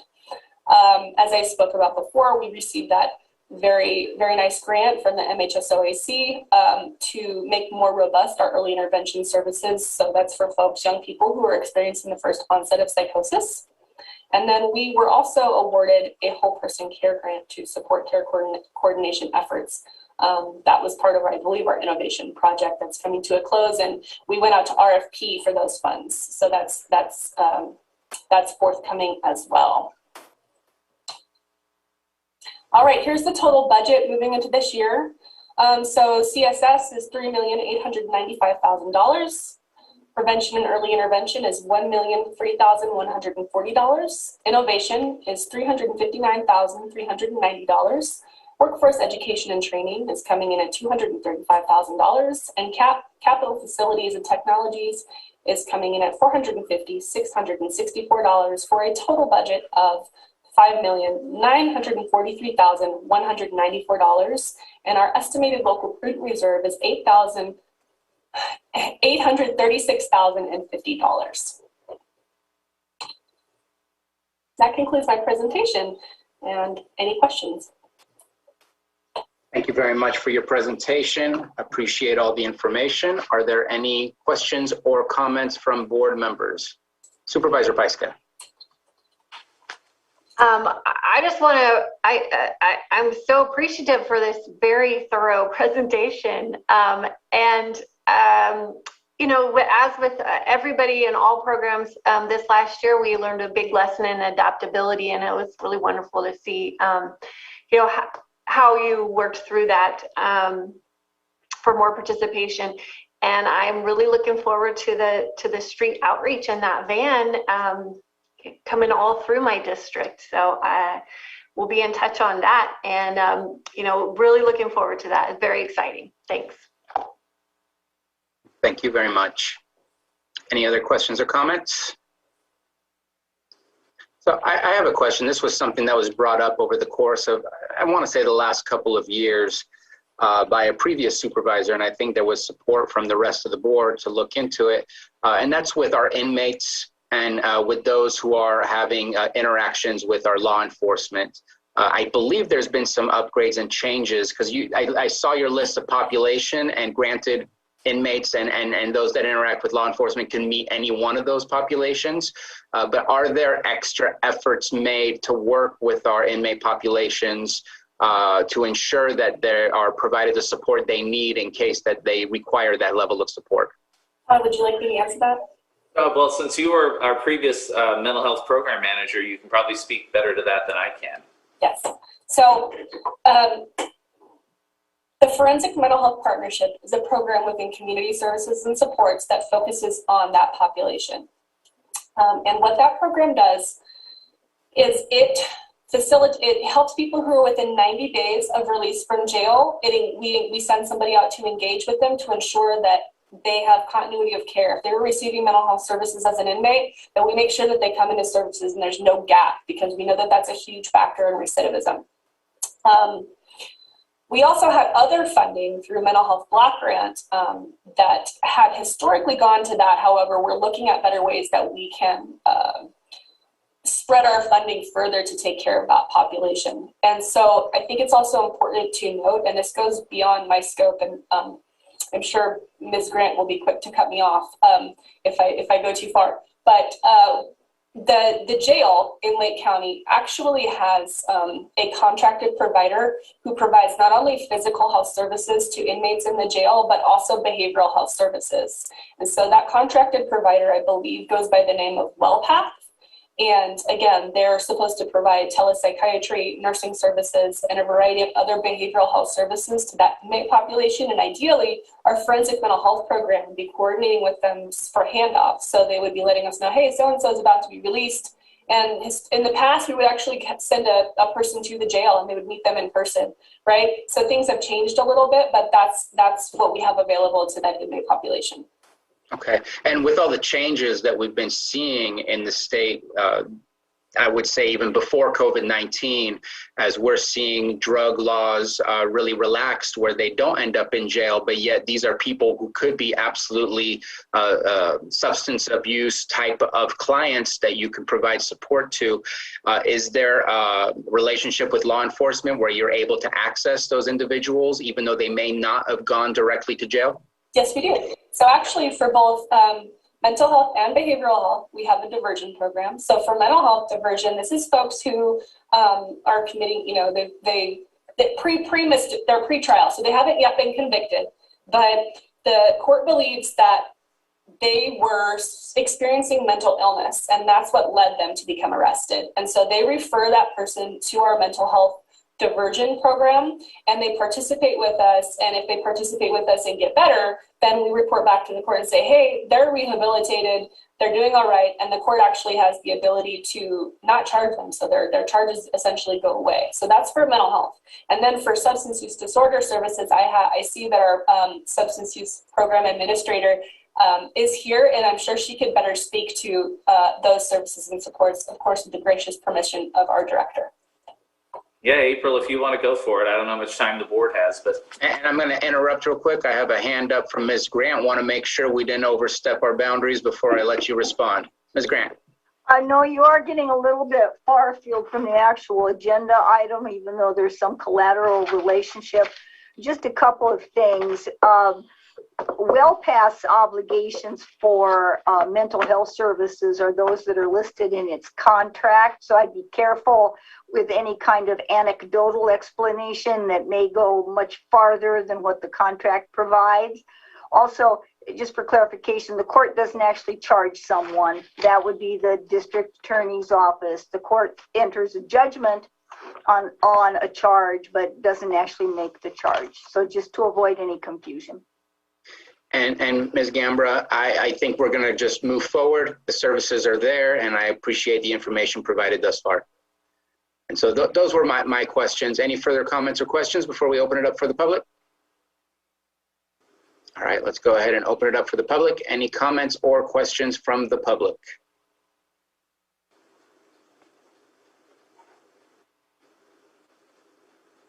All right, and bringing it back, I do not believe that action was required on this item. No, Chair.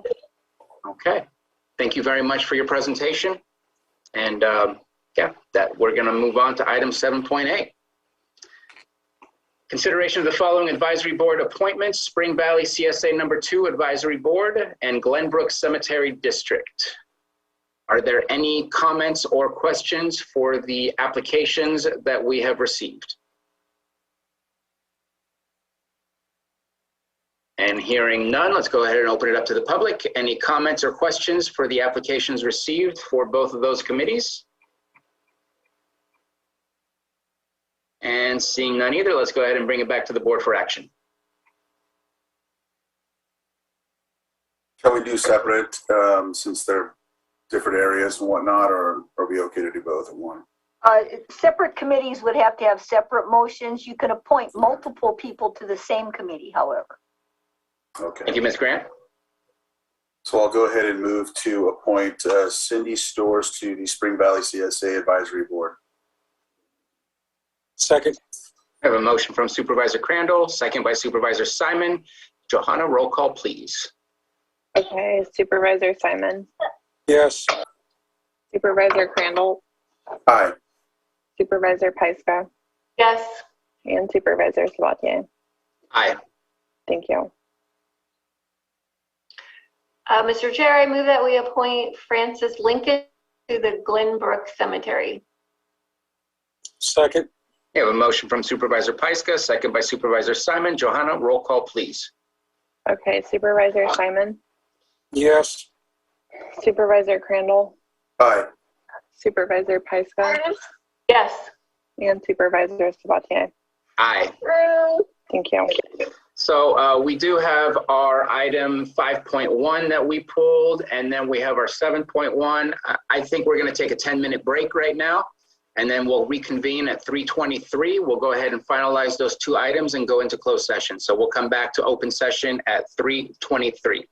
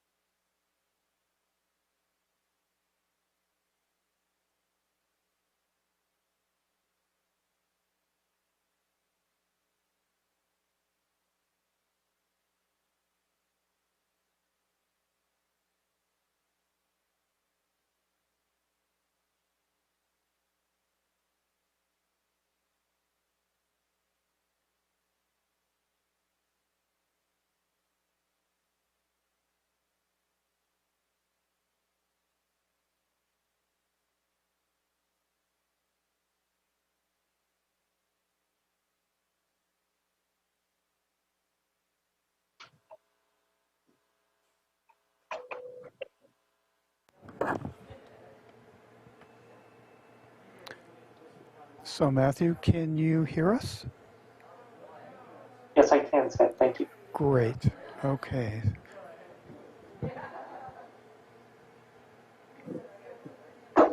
Everything appears to be running.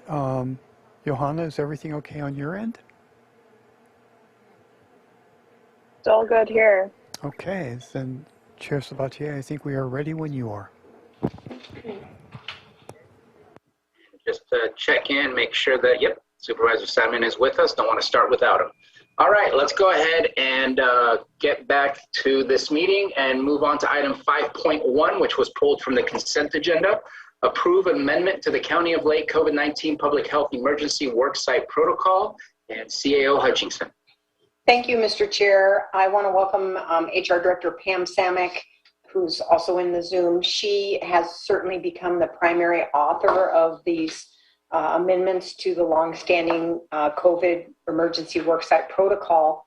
And she can answer any questions you may have on the development of this latest amendment. As you know from reading the materials on this, what this is about is to address the need for certain employee groups to either be vaccinated or to be tested weekly. And this came about as a result of 2 orders from the California Department of Public Health. The reason I wanted to call attention to this is because we've had some questions around the recent federal rules approved through the Biden administration. We are advised that rules will be coming down to us through Cal OSHA, where all employers with more than 100 employees will be required to have all employees vaccinate or be tested weekly. What you have before you today is not that, not yet, although we expect that it will be forthcoming before too long. And when that time comes, your board will have some policy considerations you'll have to make.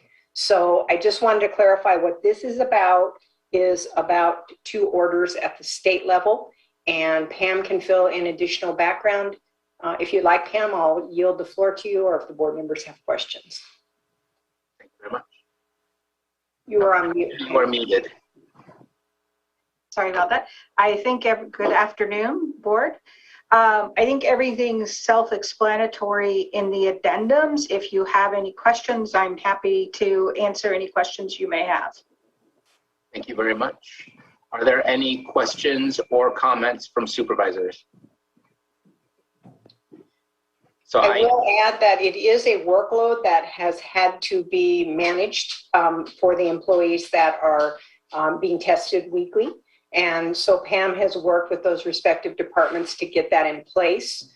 When the guidance we get goes beyond that and requires it be all county employees, it will be a much larger problem to solve because of the vacancy rate amongst our employees. And Pam could comment on that if you'd like. Or excuse me, not vacancy, vaccine rate amongst our employees. Yeah, we're about, from what I can tell from the self-attestments, 52% unvaccinated. So if we have to move to weekly testing, that's going to be between 400 and 425 employees on a weekly basis that we would have to test, manage, and log. So that's a considerable workload. Where fortunately in behavioral health and health, most of their employees are already vaccinated or well on their way to being vaccinated because of the state orders, which they have to be vaccinated by the end of September. Based on where we are at now, that would be a considerable workload to manage within each department to test some 400 employees.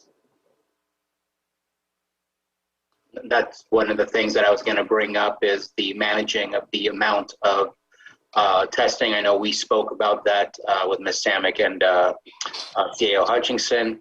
And I guess a part of me is concerned that we're using a lot of rapid tests. And even today, we heard that the rapid test is not as accurate as the PCR test. If somebody is positive, do they have to go get a PCR test, or do they have to stay with what the rapid test says?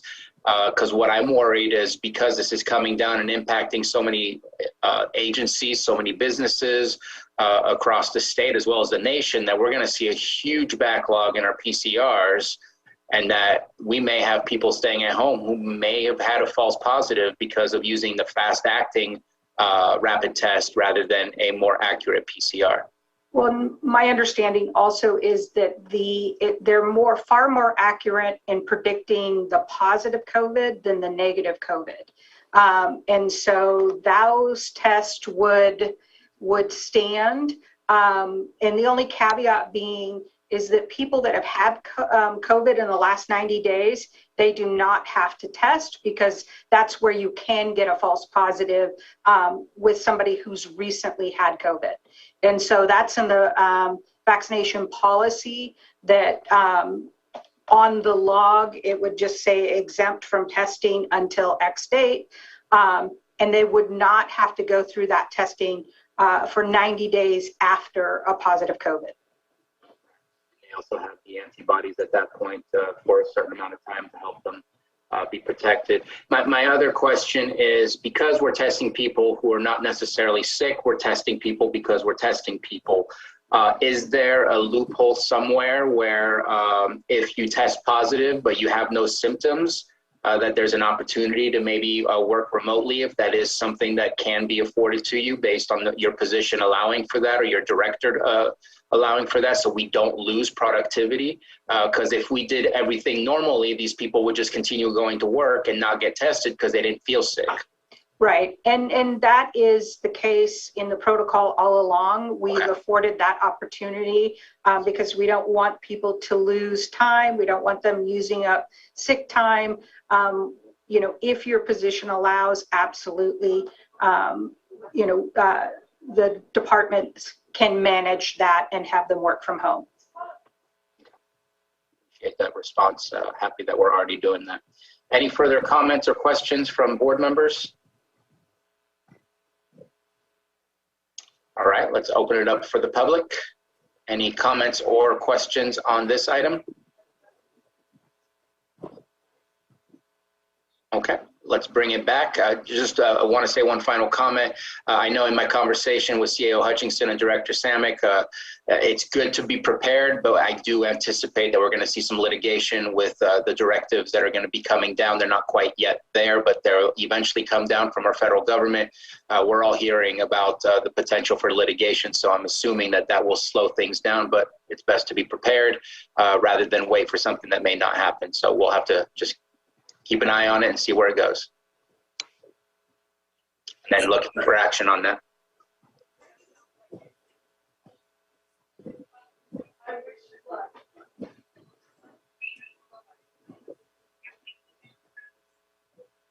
Looking for a motion to approve the amendment to the County of Lake COVID-19 Public Health Emergency Worksite Protocol. So moved. Second. We have a motion from Supervisor Pyska and a second by Supervisor Simon. Roll call, please. Johanna? Okay, Supervisor Simon, Yes. Supervisor Crandall, Oh, he was muted. Aye. Supervisor Pyska, Yes. and Supervisor Sabatier. Aye. Thank you. Thank you very much. And then our last open session item is our 7.1 Supervisors Weekly Calendar Travel and Reports. Let's go ahead and work our way backwards and start with Supervisor Pyska.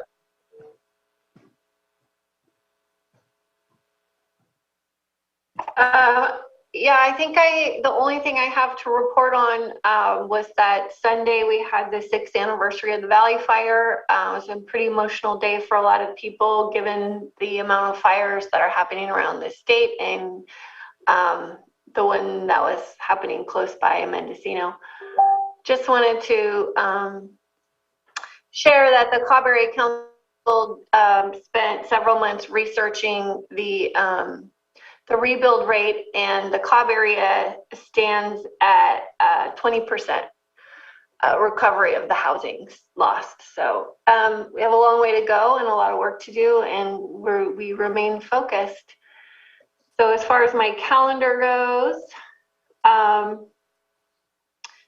Tomorrow there's a TAC meeting, and I'll be at the MUS Middletown Unified School District Board meeting in the evening. Thursday, I'm having a meeting with one of the farmers at Pasta Farm.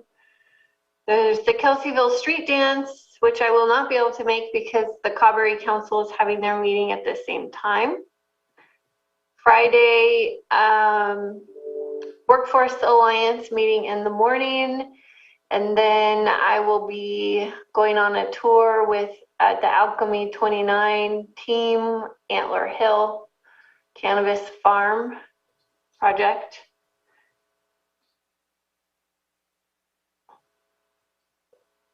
Saturday morning is the Lake County Coastal Cleanup Day for Kelseyville, for Kelsey Creek. So we'll be meeting in Kelseyville at the Gaddy Lane and Merritt Bridge at 9 a.m. If anybody would like to join us, that's where we'll be. In the evening is the Wine Alliance Wine Auction fundraiser, which supports many of our nonprofits and organizations throughout the county. So that's going to be exciting. Sunday, from 9 to 3 is the Big Valley Small Farm Tour. Most of them are actually in District 4, but it's going to be a great day to come out and support our small farmers, flower farmers, saffron farmers, olive farmers, all kinds of unique and interesting things that are happening in small ag in the Big Valley area. And then I'll have my meeting with Carol Monday morning and Risk Reduction Authority in the afternoon. Perfect. Thank you so much, Supervisor Simon. Yeah, so finishing up the meeting today, and then tomorrow we have LAFCO in the morning, I think at Clear Lake at 9:30. So we've got that tomorrow. On Thursday, we'll just be down here in my district on Thursday. Friday, gonna have a pretty thick calendar here. I've got the Droughty OC. I have committed to studying on the CHNA steering committee. It's 11:30 to 1:30. Also have Workforce Alliance in North Bay. You have that on the calendar, Eddie, on Thursday morning also, I think at 9 a.m. Saw something come through on that. And then in the afternoon, also have the Space Use Committee that I think is at 1:30. And then that night, Friday night, we'll have our first home game here for the Middletown football team at 7 p.m. Don't have anything on Saturday. Sunday at this point. On Monday, we have the Risk Reduction Authority. We'll talk a little bit about, we had the Math and Middletown Area Town Hall meeting last week. Quite a bit of conversation came out of that about a couple of the large cannabis potential projects happening in South County. And also, as we are all dealing with here with the fires and devastation that's been happening around, it's like we said, the 6th anniversary of the Valley Fire. And obviously, a lot of work to do still. Figured it'd be 5 to 7 years. Probably going to take about 10 to really keep working through everything that we have to. Also been dealing with, and maybe you folks are too, a lot of wildlife being pushed down into the other areas. We currently have a black bear here in South County. I'm working with Fish and Wildlife, seeing what we can do. I'm concerned if we can't get him moved, something may be going on, but this climate change is not only affecting us, but affecting Mother Earth and its animals out there too. So anyway, that's it. Thank you very much for that. Supervisor Crandall? Yeah, so last week we had it was a Clean Water Program Council meeting, but I had to leave early. I actually had to find out, I had symptoms, but I ended up having a clear test. I just found out today, because you get the the habit test first, and they tell you you're negative, but then they say to wait until you have a clear PCR test. So I missed quite a few on with that, especially in regards to that. Monday was able to conduct the Middle Creek Restoration meeting. We're pretty excited about the extension. Discuss that and some other normal intricacies of that committee. I'm sure Supervisor Sabatier has more to add. Let's see, tomorrow agenda review, and then I will be meeting with Carol following that meeting. Worth, I have a West Region Town Hall in Upper Lake as well. Thursday looks open. I have a couple of appointments lined up, but they may be just phone calls. Space Use Committee Friday, and then Lucerne Area Town Hall on Friday at the New Paradigm College. Of course, both town councils, any West Region Town Hall, Lucerne, or East Region Town Hall, they're all done via Zoom as well, and there's always a link attached to the agenda, so that's something to know. Saturday, coastal cleanup. I know there's multiple areas in the district. I'll be probably going back and forth from Rodman Slough to Middle Creek Restoration and any other spots I think we have here on the North Shore. So be helping with that. There's also going to be the Lucerne Fest, which is here in Lucerne. That'll be put on by a gentleman named Dale Grable, who runs one of the businesses out here in Nice, and so we'll be attending that as well. Good thing I'm clear when it comes to all the other stuff. Monday we got a meeting with the CAO, and back here Tuesday. So. Thank you. So to jump on the Middle Creek Restoration Project, Supervisor Crandall alluded to the extension of the deadline to use all those funds. We had submitted a letter to the Department of Water Resources. We had gotten our state representatives involved. We seem to have gotten an unofficial approval that we will get extended until June 2023. And so we're looking for that final written approval to really celebrate, but it looks like it's going to move forward and that we're going to have that much more time to be able to accomplish our goal, which is great news. Did have a meeting with CAO Hutchinson and the state of California regarding vaccinations. Learned a lot of what's available to us that we were not quite aware that was being made available by the state. So I know that CAO Hutchinson will be with them, I believe, tomorrow. And hopefully we can get some of those resources over to Lake County if we can. I think that's it. There was some good movement for our investment committee. We met with Chandler again, and we seem to have approved of the committee approved of the policy change for our investment. We should be seeing that at the board level for final approval very soon, hopefully within the next couple of weeks, if not next week. I think next couple of weeks. I'm looking at Supervisor Pyska. I think it's by the end of this month. We'll see it. Let's go ahead and move on. Tomorrow, starting out early to meet with the Chief White of CPD to discuss how and what equipment is being used over at CPD with code enforcement, to see if I can pass on that information to the county.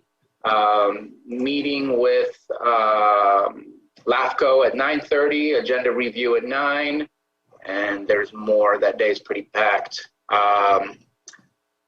Looks like I have a marketing committee in the afternoon, and then other family matters to deal with. And there will be an upcoming event. I believe it's in October. Don't quote me on that, but I think it's in October. Supervisor Scott will be involved in this event. It's called the Hot Ones. Some of you may have seen that on YouTube.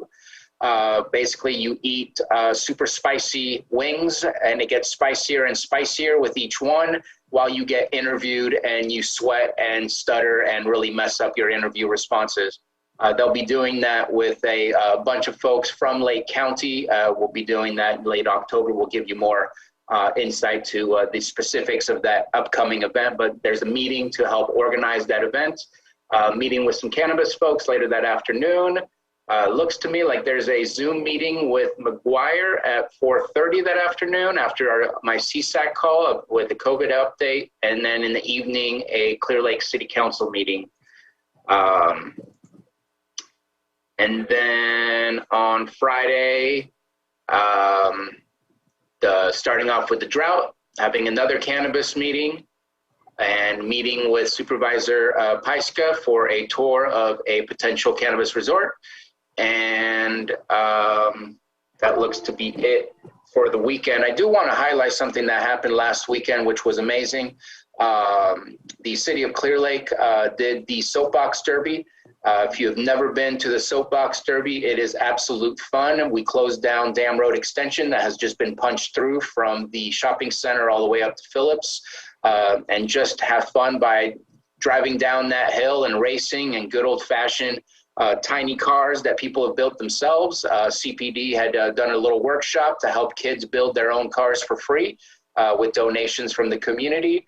There were about 10 of those cars that were put together.